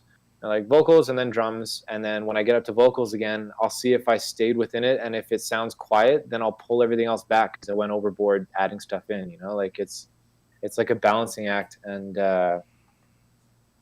vocals are important. So we should pay attention to them because a lot of the time people are only going to complain when they don't hear vocals. Yes, I've never heard a complaint like, "Dude, can't hear toms, can't hear that fucking snare. Where is it?" Like nobody's ever said that, and they only ever say, "I can't hear them. Can you turn his vocals up?" And I'm like, well, here's the thing: is that vocals are the hardest instrument to make sound good consistently.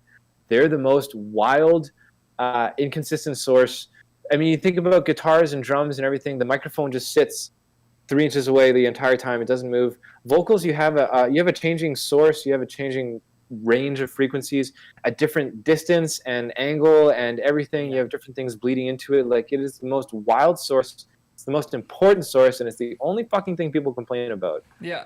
So make sure your vocals are there. Like, nobody gives a shit about your kick, snare, and toms if you can't hear the vocal. Yeah.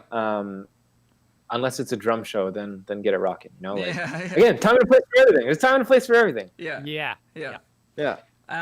So in terms of like what we can do to help make your job easier, we were talking a bit about stage plots before we started rolling. Like, I got ripped on by a guy at a festival for my stage plot that I submitted.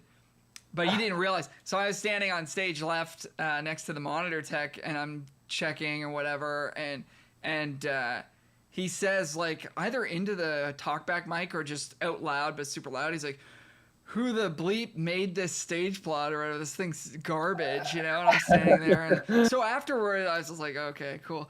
And then afterwards I went up to him, I was like, "So you didn't like my stage plot, eh?" And then he kind of walked it back a little bit, but he explained to me like what his problem was with it was the order of inputs that like the way I'd ordered things. I'm assuming I went kick, snare, rest of the drums, bass, guitar, and then vocals at the end. But in this person's mind, it was like, start with the thing that's at the leftmost of stage and move your way to the right. So I don't know what the standards are, if there are any, or what people expect, but what are your thoughts on stage plots in general? I mean, that's kind of a weird way to organize an input list, like stage left to stage right. Like, I understand his thinking and wanting to know what everything is, but like, that sounds like a guy who's just like personally, because 95% of the stage plots that I get with correct input lists are listed just like that. You know, you do drums, and then you do bass, and then guitar, and then keys, and horns, and then vocals are typically last.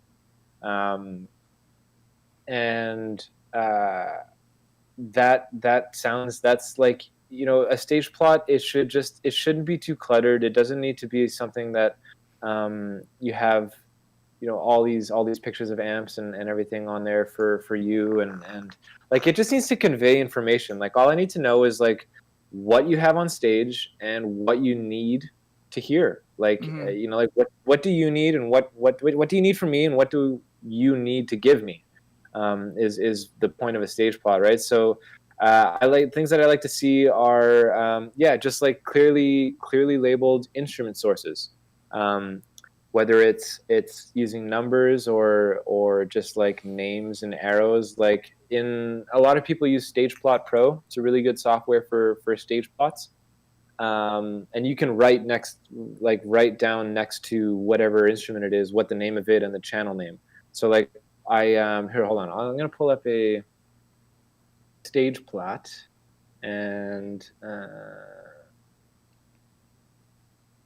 because I'm still I was using Photoshop to make stage plots for a while, and that was so convoluted. That would be hard. Yeah. This is StagePlot Pro. There's a free version, I'm pretty sure. I think I paid for it a while ago. But check it out. It is very good. I've been using. Here, I'll show you the data. Been using Boss Tweed a bunch. You guys ever? You probably get stage plots from that site, right? Boss Tweed. Boss Tweed.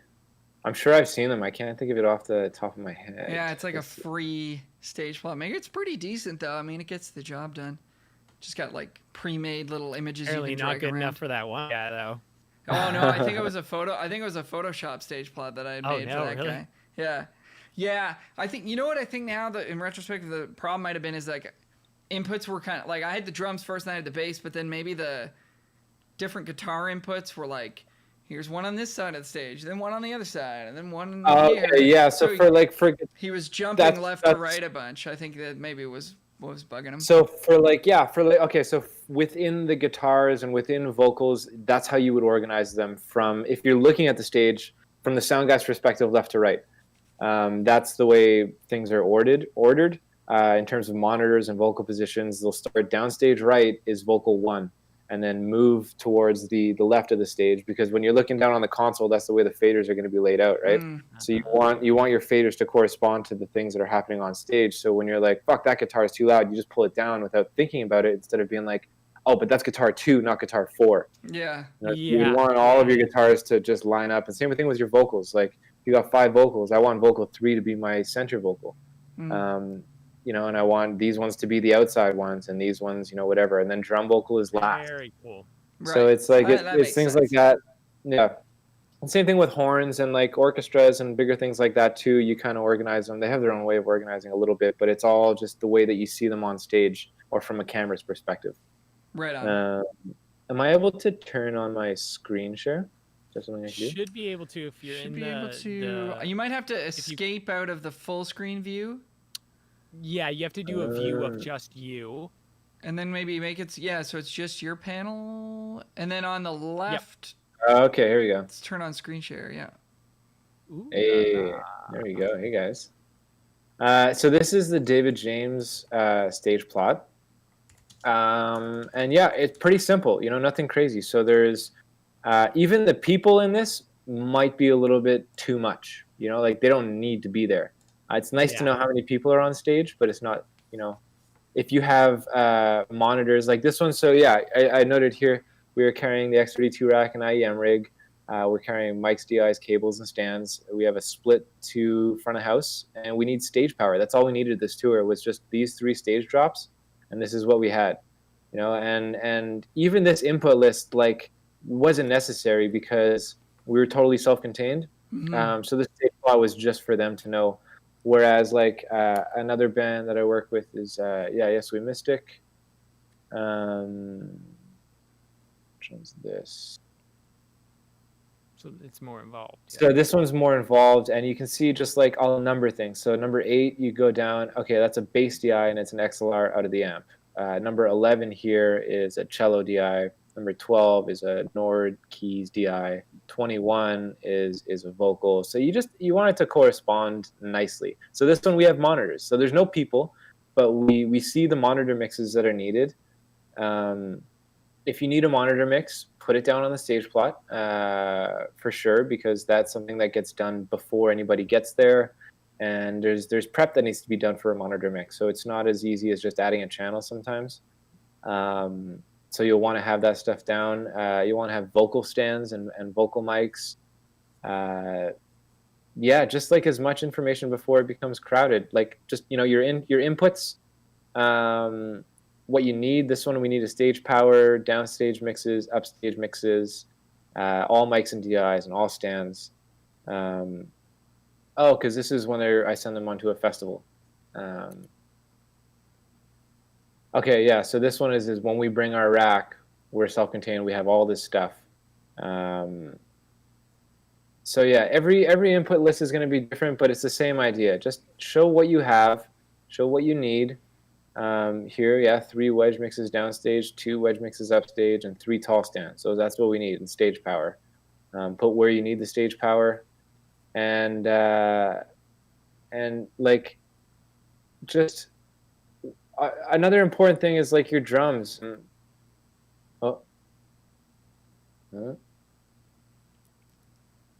We lost your camera. Hey, there we are. go. Yeah, if you your drums, write down how many pieces you have, how many toms you have.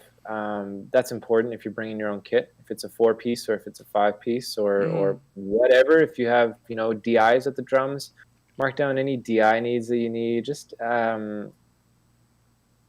there doesn't need to be like notes about monitor mixes. I don't find particularly helpful because every situation is so different that like when you say it's kind of a good guideline to show what you want in it. But when it's like 100% vocal, 90% bass, 80% guitar, 70% keys. It's like that doesn't really mean anything. Like we have to just like. Yeah. I mean, I can stagger it beforehand, but all your instruments are giving me different gains. So we have to go through and gain stage these things, and we're gonna get them mixed into your monitor at that point, so it's not like it's super useful. And it can be like it can be a bit overbearing too when you put too much information into a stage plot. Totally. A lot of it, like if it's not necessary and it doesn't need to be in there, it's just like you don't want it. Like nobody wants to be surprised. And that's the thing is too, is just like trying to get your most up-to-date stage plot actually sent to the venue sometimes feels like impossible.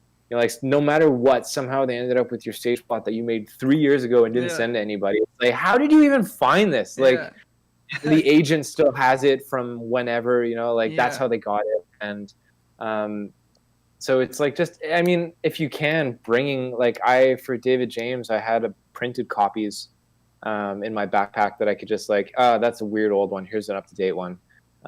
It's a lot better than being like, oh God, hold on, let me take that and I'll scribble all over it and do this. And we don't need that, but we do need this. We do need that. Like, that's just like, it's just a nightmare. So communication is the biggest thing when it comes to like, communication is often the biggest thing when it comes to sound people and musician battles is just like, we're not talking to each other. We have the same goal. We both want the same thing. I want to have everything ready for you when you guys get there. Like I want to be ready and cables run, and I want it to be neat. So when I do that, and then you show up and you're like, oh, that's an old plot. We need 20 more channels over here, or he's here now. It's like, well, I mean, I was here an hour ago, and now I could have just showed up now because we're at the same point, and then it pushes sound check. It pushes sound check later. It pushes everything later. So accurate, up to date stage plots. Yeah. I played a thing where the label sent the stage plot, and it was like not even remotely close, and the guy kept on saying this stage plot's way off, and I'm like, I'm sorry, like that they send the plot. Like I'm not the one who is even like, I'm literally a hired guitarist. Yeah. And it's like, I was like, but that's why, I mean, bring a copy, man. Like that's such a good that's maybe piece the of idea. Advice, because I've also gotten to shows where, they're like, oh, we never got a stage plot for you guys.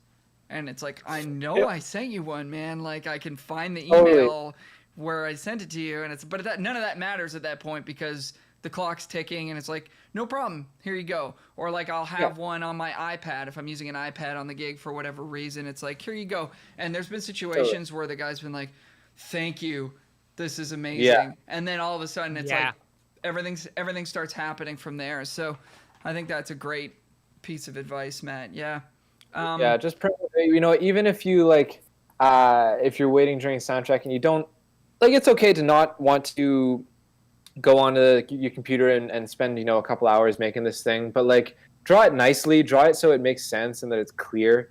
And then just have a drawn copy. Like drawn stage plots are fine. People get shit on all the time for having little napkin stage plots. But like if the napkin stage plot has the information, I don't give a shit. Like, I don't care what it's on. Like just give me the information. And it's really it can be really basic. Like I don't know if people are intimidated by the concept of stepping into the world of sound tech and making a stage plot. And like just the easiest way to think about it is like if this thing has a microphone on it or it plugs in to the console, that's an input and you write that in. And if that's too intimidating, like just how many guitar players do you have? How many drummers do you have? How many bass players do you have? How many singers do you have? And that is going to be enough, right? And then like where on stage are they? And this if you Google, I think it's called Boss Tweed, BOSSTWEED stage plot. If you've never made one before, that's an easy way to do it, and it's free and it's browser based, and then you can just save it as a PDF. I've definitely seen these ones around. Just Googling and I saw the drums and I'm like, I've seen these. This is like the second. This is the other kind that you see around. Yeah, but it's gonna get you there, right? It's gonna have the it's gonna have the info on it. That's all that. That's all that anybody needs, right? And at the end of the day, like sometimes you can send it to a festival and then that person doesn't send it to the audio tech, or like it can even be within the audio company. You send it to the audio company, you think you're good, but then the boss didn't print it out and give it to the guy who's on the gig, and that's where it got dropped. These days. So do you think it might be worth having also on like your phone as well, just for the sake of if you get a message like that day while you're at the gig, like on the way, like, oh, we don't have your stage plot, and just like Or on stage you can just airdrop it to the guy who's like, whatever, or just text it like, what's your number, I'll text you our stage spot. Having one like available to access is huge, and it can make our lives a lot easier, because then it's easier to just have it down, go back to your console. Like on a one-off gig where it's only 3 bands, it's not as big of a deal, but a festival, there's pressure, there's time, you have to slide into, so we do these things called festival patches, where we'll do a drum kit with 6 toms, and then we'll do bass DI, bass mic, 4 guitars, 6 lines of keys, 6 acoustic DIs, and 6 vocals, even if they don't have all that stuff, so that when they come in, we just slide them into the channels that they need and leave the other ones dead. So that's what a festival patch is and how it's used.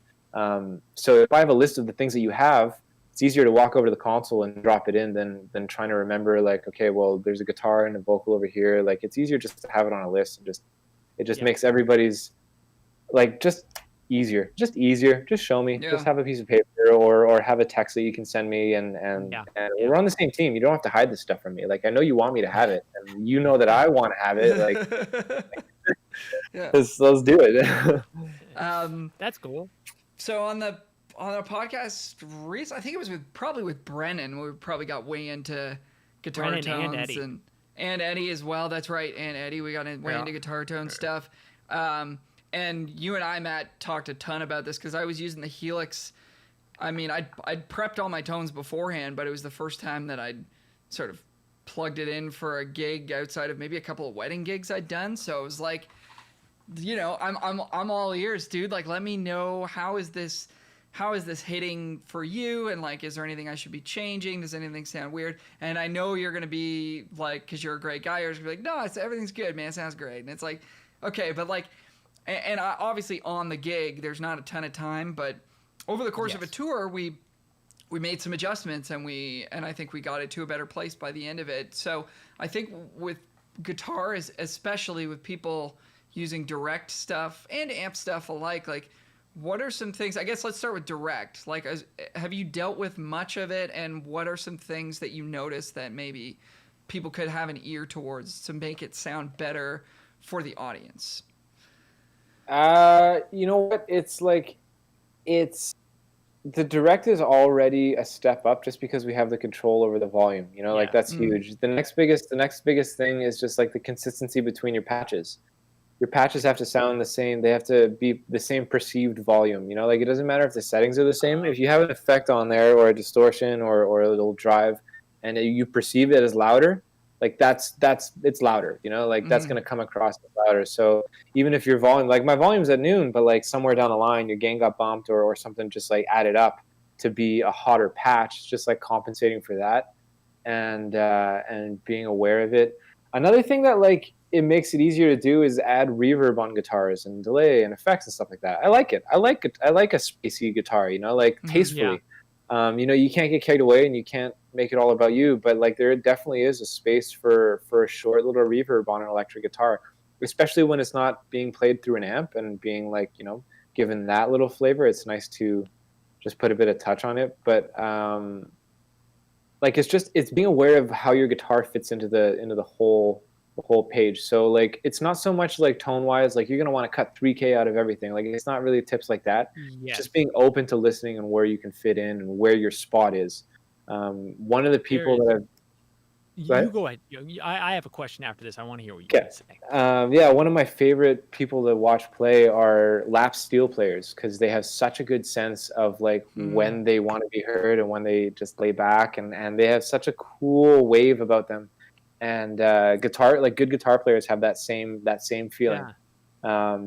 So it's just it's not so much tone specific advice as much as just listen to everything going on, and knowing where you fit in that puzzle. Big question about this. Me and Al were talking about this.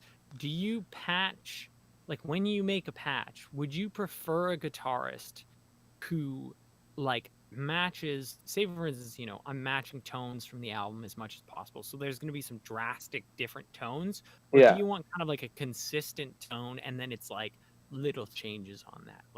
It depends on how well I know the music. if like with Al and everybody, by the end of that tour, I was doing very little massaging for you. I was doing like general dynamic massaging, you know, pump it up in the chorus, bring it back for the verse, you know, bring the vocals loud in the verse, things like that. But like, like if we're on tour together, like, and you can do your solo boosts, like that's nice. Like I can do it too. But I mean, if it's something I don't have to worry about, if you guys can mix yourself, then that's great. And everybody's on board with knowing that this should be a little bit quieter during this point. But if it's the first time I'm hearing this song and it's just like, whoa, why did the guitar get so quiet there? I'm going to turn it up. And then, oh, god damn it, loud again. What's going on? You know, like if I don't know what's going on, then it feels like I'm chasing things. Whereas if we have a conversation beforehand, even being like, hey, I'm matching a lot of the album, like, you know, there's going to be some tone changes and dynamic changes, like just so I'm on board, just so the tech is on board. On what needs to be, you know, what needs to come across. Because at the end of the day, like, I'm not mixing the way I want it to sound, right? Like I'm mixing the way that you guys want to come across. Like that's my job, is to take your songs and make them come across the way that you intended them to. So if that's the way that you intend them to come across, then let's fucking do it. You know, like that's something that we do together and we can work with. But it's just about being on the same page and about communicating those needs. But there's definitely like some dynamic privileges that I've taken away from people too. Like it'll be like one solo boost and you get a compressor on you. Good job. Yay. Look at us, you know, like look at us working together. And that's fine too. 20 dB boost for my solo. Yeah. Look at that. Look at us go. Yeah. So it's like, it's when you get to working with in-ears, it becomes a little bit more sensitive because it's like everybody's paying attention a little bit more and under the needle a little bit more.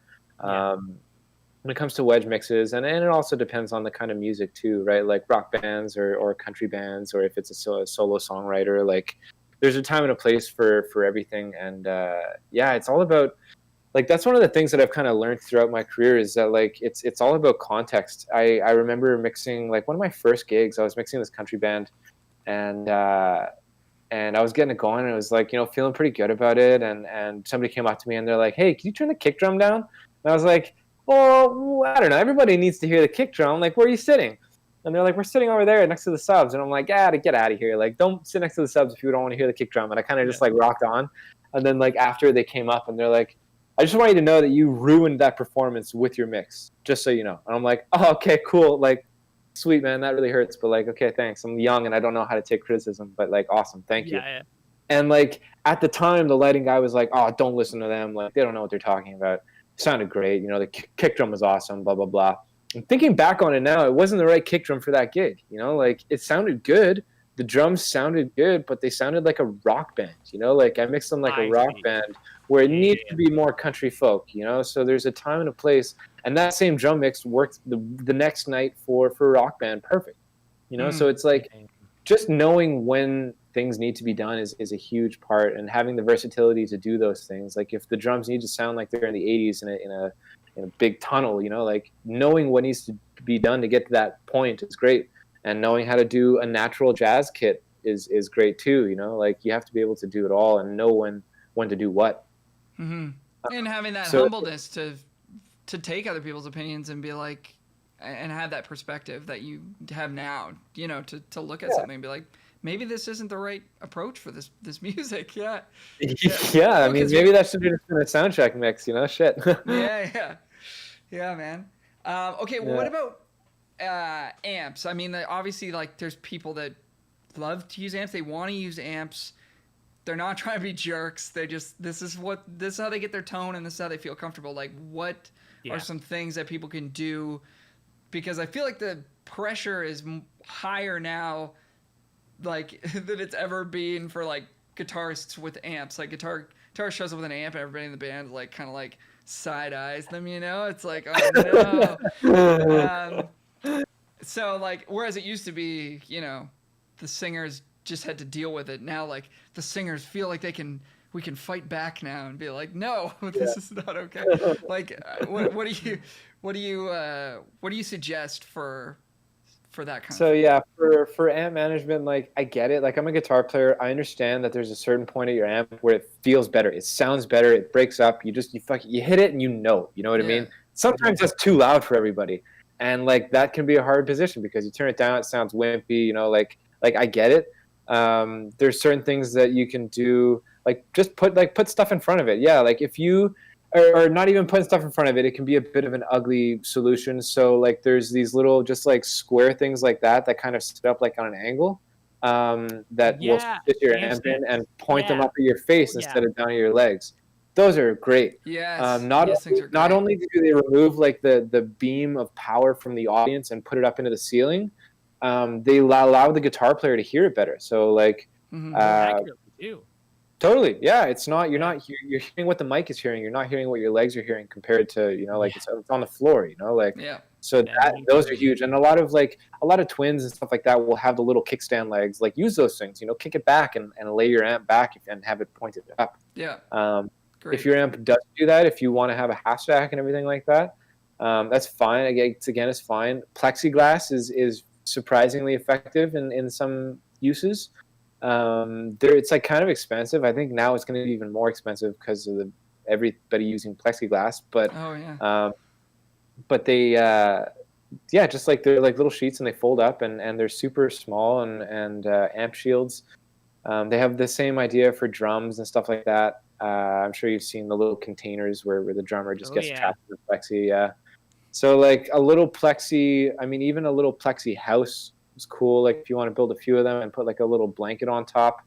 It depends how much you're willing to go and how much of a problem it is. Like sometimes all it takes is taking your amp and turning it in a certain direction. It's just like being aware of where your amp is pointing. It's like, it feels like you're just walking around with a big stick behind you, and you just have to know where your stick is pointing. Because it's not a big deal if you have a big stick behind you, but it is if it's in somebody's face or like hitting somebody, right? Yeah, so sure. Just being aware of where you're putting your big stick, and How about side washing an amp, like side stage inward? Does that cause any problems, or is that a good way to do it? I've had like good results and bad results. It depends how loud it is on stage compared to in the room. Like I've had that go really well in full crowds where I can get a nice guitar sound through the PA and it doesn't feel too loud.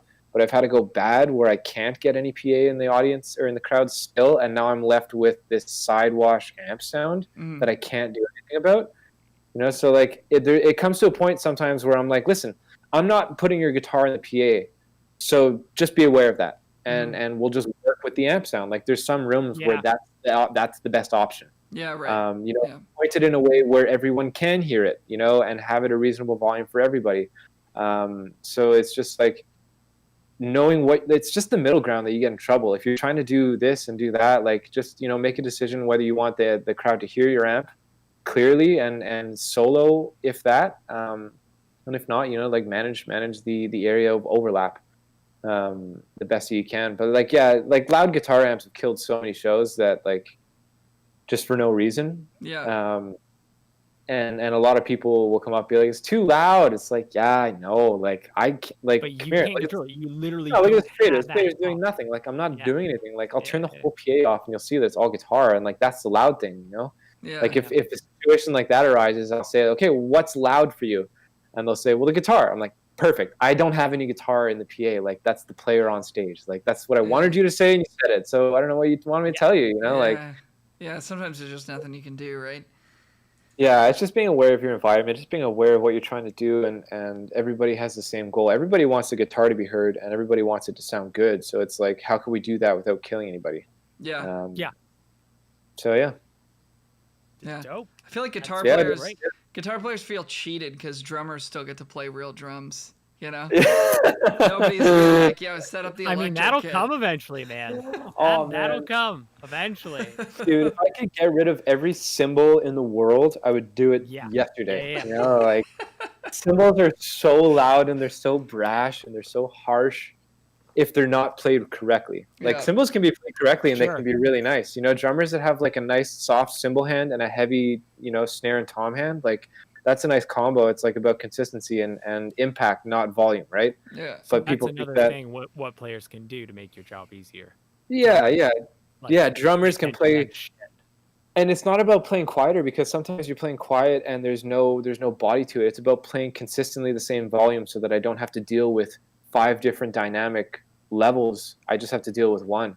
You know, like you can increase intensity without increasing volume too much. It's just about technique. Like Rich is a perfect drummer for that. I loved mixing Rich because he was within the nice range, and he played within the range. Like he still had dynamics within the range that you want the dynamics. They just weren't like this, because those you can only hear dynamics when there's nothing else playing. But like this is like sits within the band, you know, like you don't want to be all over the place. You just want to be in the pocket and up and down a little bit. But yeah, loud cymbals are the worst thing ever, because you got vocal mics everywhere too, right? Like you got vocal mics pointing at the drums. And again, those things are 6 feet away from the overheads and are, you know, 9 feet away from the snare drum. And the snare drum comes through everywhere. So you're running into more time issues. The louder, you know, the closer the vocal mics are to the drums, you're going to have more play there. And you want to, you know, avoid that. So yeah, just being aware. Yeah, drummers play, you know, like play to the room. That's the way to put it. And I remember I fucking was at a bar, like just a shitty bar in my hometown, like tiny, maybe could fit 50 people, and they had a rock band in there, 2 big stack amps, and a fucking real drummer, and like a real bassist, and it was fucked, man. And the worst thing was the drummer was just fucking hitting real hard. And there are certain drummers that can do that. They can fucking do a tiny little room with a drum kit, but he wasn't one of them. Yeah. And it's like, man, I left. I was like, I like music, man, but like I just came here to have a beer and talk. That's the thing, is that like I can't enjoy anything when it's just snare. Like if I'm in a room and the snare is the only thing that I can hear over everything, and it's just like it's all cymbals and snare, like that's not fun. Like that sucks. No. Yeah. So like hurts. It hurts, and like I appreciate impactful drums. I like drum sounds. Like that's a lot of people like my mixes because the drums are forward. Like a lot of people go too far the other way and just do vocals and nothing else. Everything is a second thought. But like the instruments are just as important. Well, not just as important in some genres, but like in a lot of genres, they're very important. So you need to hear the drums. You need to hear the toms. Like you need to hear this shit. They're there for a reason. Like they're not just for show, you know? Like so, but there gets to a point where it's detrimental, you know? Like and yeah, drummers who can't just like see a 60-foot long room and say, oh my God, like, yeah, I'm going to put a bit of tape on my cymbals. I'm going to ease off a little bit. It's just really, really hard to work with. And they're gig killers, you know, like that's a gig killer. Yeah. There's a venue in Kelowna that I'm picturing right now. Fernando's. Have you guys ever been there? I don't think so. Yeah, it's just like a tiny little bar. They have really good avocado margaritas. Ooh. Strangely enough. Yeah, they're super creamy and they're amazing. Anyways. Yeah, it's just like a tiny little restaurant bar, and they do burritos and shows, and yeah, like I've lost in that room so many times because the drummer just like can't realize how small it is and how like tight. The thing is that the stage is really tight and it's cement, so it just like bounces around everything in there, and then just shoots forward, and everybody's sitting in chairs and they're there having beers and talking. You know, like there's a time to be loud, there's a time to be chill. You know, like yeah. And it can also boil down sometimes to like, hey, maybe this guy shouldn't have booked this show here. Like maybe this isn't the right band for the venue. Yeah, that's what I was saying with this bar, man. It's like, this is not a rock band bar. Have a dude on an acoustic guitar and nothing else. And it sucks because like some people don't like sometimes the bookers for festivals or the programmers just don't listen to the bands enough or don't realize what they're doing when they book these shows, and they'll put, you know, like they'll put a heavy band in this room, and it's like, I understand that you guys have like 10 rooms going, but you should have found a different place for this band. Like it sucks because nobody's having a good time here. Like this isn't right. You're trying to make money off this instead of trying to do a good show, and just, you know, you're just trying to, I don't know, it just feels like cutting corners. Anyone. No, it's not helping anyone. The band's having a bad time, and like, you know, how are you supposed to like feel like an energetic band in a sit-down setting? And it's not the fault of the band or the setting. It's just not the place for it. Not a good match. Yeah. You don't do Nickelback shows at Soft Cedars? I know, man. Oh, also, okay, I started listening to Nickelback more. Their first couple of albums are like fine. Yes. I listen to it. They're like totally good. Great. They're Leader of Men, that one song. Yeah. That got me jacked up in grade 8. Even man. Song, I was like, it's a song called Feed the Machine. Recent one by them. It's sick. It's so heavy. Nickelback in general, man, they get so much shit because Dave Grohl doesn't like them, and I think they're fine, man. Same with Creed. Yeah, Creed. Like I was listening to them, and they're no different. Like Pearl Jam or Audio Slave of the same early '90s. Like they all have the same vocal style, and it's perfect. It's fucking so perfect. Good, dude. Yeah, Creed is the right style. Yeah. Yeah. Yeah. Like so good. We were listening to this record the other night. It was Santana collaborating with different popular singers doing like covers of very famous like classic rock songs, and it's him and it's Santana and Scott Stapp from Creed doing "Fortunate Son" by CCR. Yeah, look that. Man, I gotta watch that. Look that up when you're not in front of somebody you respect. Yeah, it's pretty good. I do love Creed, but that was that was What If? Yeah, I used to listen to What If and play this game called Rage of Mages. Yeah. Just fucking rock. But that record was so funny, dude. Yeah. Although the reunion of Santana and Rob Thomas doing Sunshine of Your Love. Oh. Yeah. Also not very good, but I do love Rob Thomas, so I was into it. But what do you think is gonna happen, man? Like, are we gonna get back to shows? What do you think it's gonna look like? I think like well, I mean, I think it's gonna be a lot of shows, just few and far between. Like I think they're gonna be drive-in shows for the next couple months. And it's weird because like I mean, I know for us in Winnipeg it's a hard to feel like connected to the rest of the world because of our numbers are so low comparatively. Oh, yeah. You know, like I think we have like 15 total cases, 15. You know, like Winnipeg is doing really well with keeping the numbers low. And I don't know, I'm not a fucking scientist or anything like that, but it's hard to match up when other parts of the states are fucked. You know, like the states are Florida won't even release their numbers. Yeah, like they're afraid to. So it's hard when let's just stop testing. This is going so good. Let's pick it up next year, see what happened. You know, like stop the census, stop everything. Yeah. I really want to see Chase Rice, so yeah. Like I think that it's going to be weird for this fall. It's going to be well, Brett Kissel's doing like a socially distanced little drive-in tour right now. I think if you have the budget and the promotion team behind it, I think you'll see things like that. I think that like the local indie touring scene is going to take a big hit because those places are run not by franchises. You know, they're not run by Live Nation. They're not run by anything like that. So like they don't have the money to last some of these venues. Like I know we're seeing a bunch of venues in town that are having like they're doing GoFundMes, which is great that they're asking for help instead of just shutting down. But like I mean, they're slowly starting, but when you go from having 25 shows in a month to having 4 at 25% capacity, like those aren't numbers to make things work.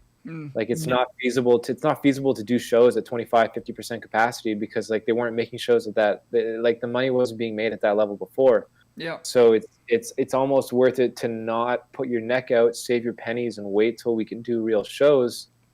It feels like some days, and then other days I just want to get out there. Like there was a show that we were supposed to do yesterday that ended up falling through, and it was a bummer. But it was like, I think I don't really, I don't know exactly what happened, but it must have just been like, we added the numbers, saw how many cars we could get in there, and we couldn't make it work. You know, like it's just one of those things. So it's weird. There's nothing quite like a full sweaty moshy show. You know, like where everybody's pushed up against each other and everybody's dancing and having a good time, singing, you know, like smiling. And there's nothing like that. And I think it's going to be a little while till we see that again.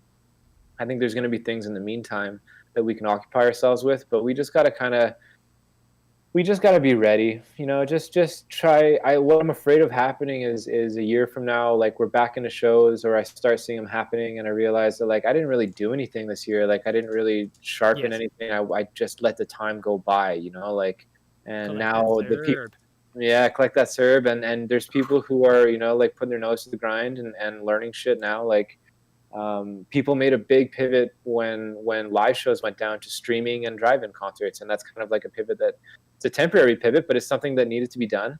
And it's important that it's done. Music is such an important part of life. People don't give it credit, but like, I think it's going to be rough for about a year, and then after that, like the boom that we're going to see in the entertainment industry once this is taken care of, I think it's been compared to like the Spanish flu in the 20s. There was, you know, the 20s were roaring for entertainment after, and then the 60s after, you know, whatever fucking flu was in the 50s, there was a swinging 60s. Like things come back in big ways, but we're just in the middle of the shitstorm right now, right? Yeah. So yeah, just gotta wait. You know, it's not like music is going to be around. Music has been around forever, and gatherings have been around forever, and they will come back. It's just like we have to do it smartly because we can do it in a way that people don't have to die unnecessarily. So let's do that. And also, it doesn't have to swing back and forth. You know, like we don't want to open it up and then close it in like 2 months. That's the thing, is that like we're gonna see a lot of real numbers from the recent protests,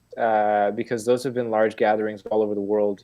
You know, up in the thousands, tens of thousands. So I mean, we're about a month since those have started happening. So we can see some really valuable information there. And but yeah, I mean, it's tough because we don't have a vaccine.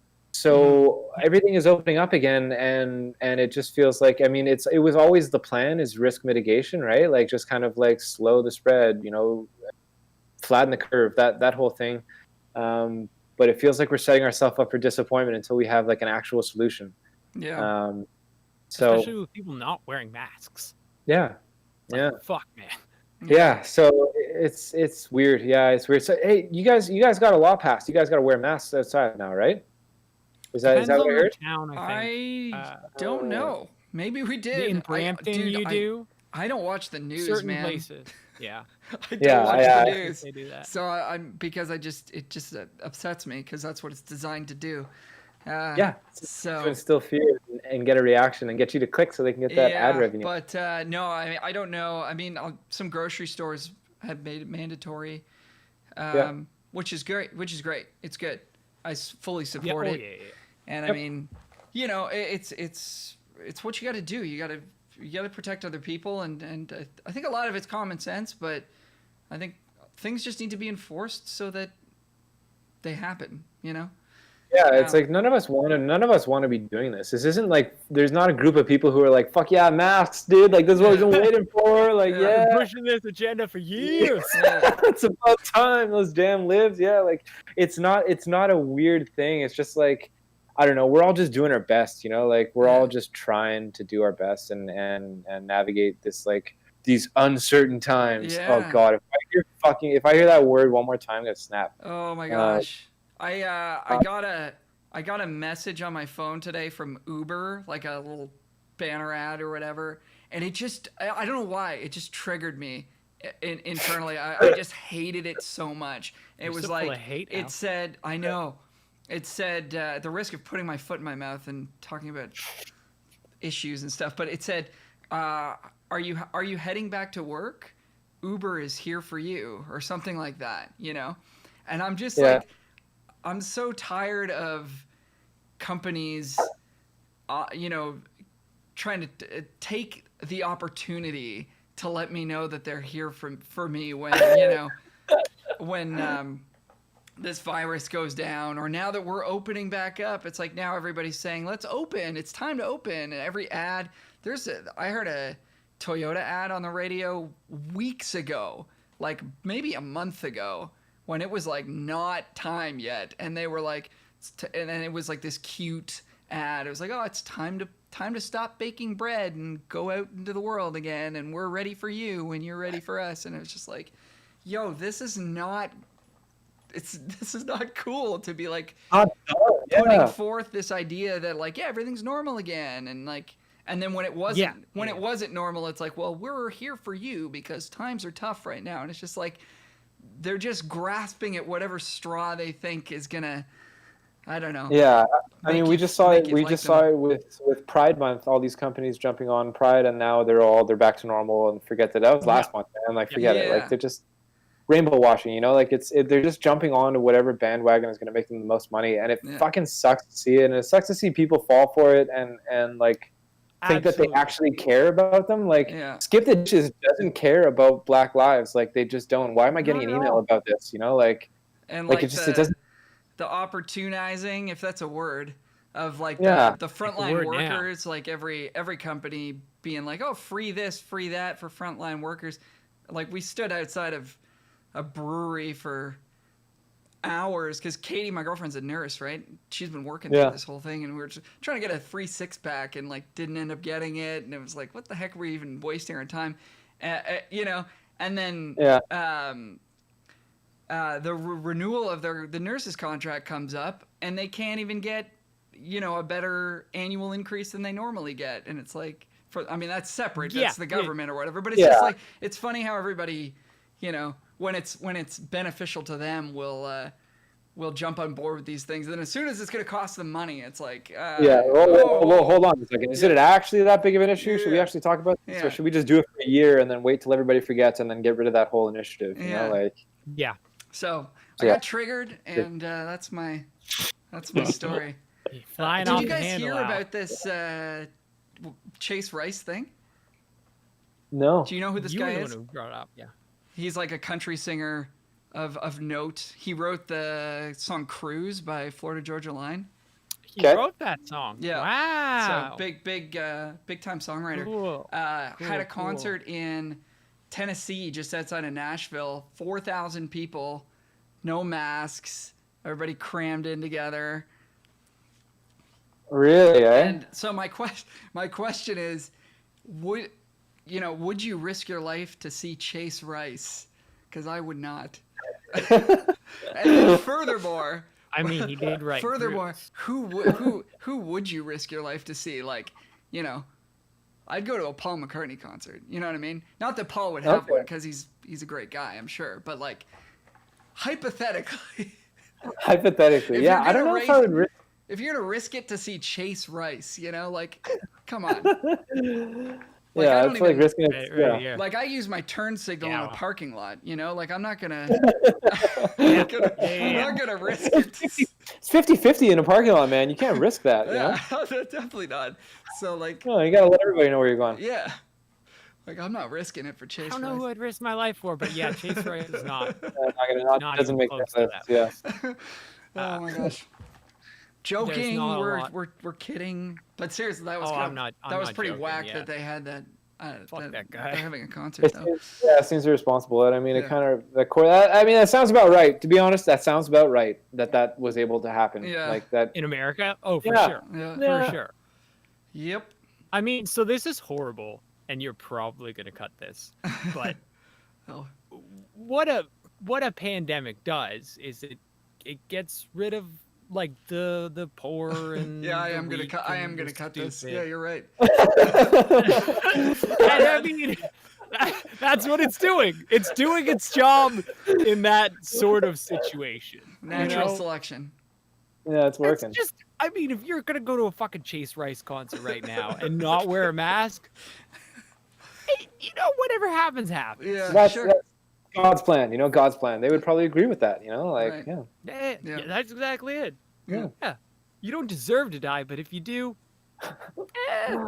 Oh, yeah. I'm glad we're cutting this part. Yeah. There was a meme on, I think it must have been Instagram, where like a lady it was like a split screen meme of like one of her posts, sort of making light of like, oh, like, this is me walking the wrong direction in a grocery store and not wearing a mask or something. And then the next post is like, I have COVID, please pray for me. And like, if you've been in contact with me, like make sure you go get checked out. It's like, oh, that's so good. Like, it sucks for all the people who like, are doing things right and still getting sick because of assholes like that, like it really does. It's a minority situation. I just don't like that it's become a left-wing, right-wing issue too. Yeah. Like masks and COVID and like they find a way to politicize everything. Like I don't like CNN or Fox. They're a big problem. They're polarizing everything. I don't watch either. Gotta go. Yeah, you shouldn't. I don't, and I won't. I get my news from Reddit because then you can read. I like the comments. You can sort them through controversial. And you can see like the arguments that people have, so it's nice to like find a thing that's seemingly only has one opinion. you go to the comments, you sort it by controversial, see what people are fighting over, and you get a little bit of a glimpse of both sides. You can kind of see, like, oh, okay, this is the argument to this argument, you know, and they go back and forth and they fight for you, so you can just read it. It's nice. You don't have to do any research. It's not like fucking like, oh, Trump said this, so we can't do it. Yeah, and everybody's like, yeah. I hate Facebook comments and YouTube comments because there's no organizational way. Like, you can't sort them, right? Like, it's just like as they, whatever gets, you know, upvoted or liked the most, you see at the top, and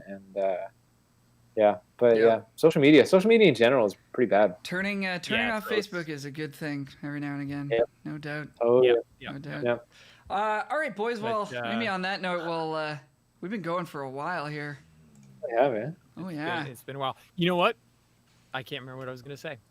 That's fine. I just had a mini stroke. So let me ask you this, Matt. I mean, obviously right now, not much is going on, but if people are interested in getting in touchy with you, or like it's a whole different predicament. Or you know, hiring you for a gig, or seeing what you're all about, seeing what you do, learning more about what you do, how can they reach you and figure that stuff out?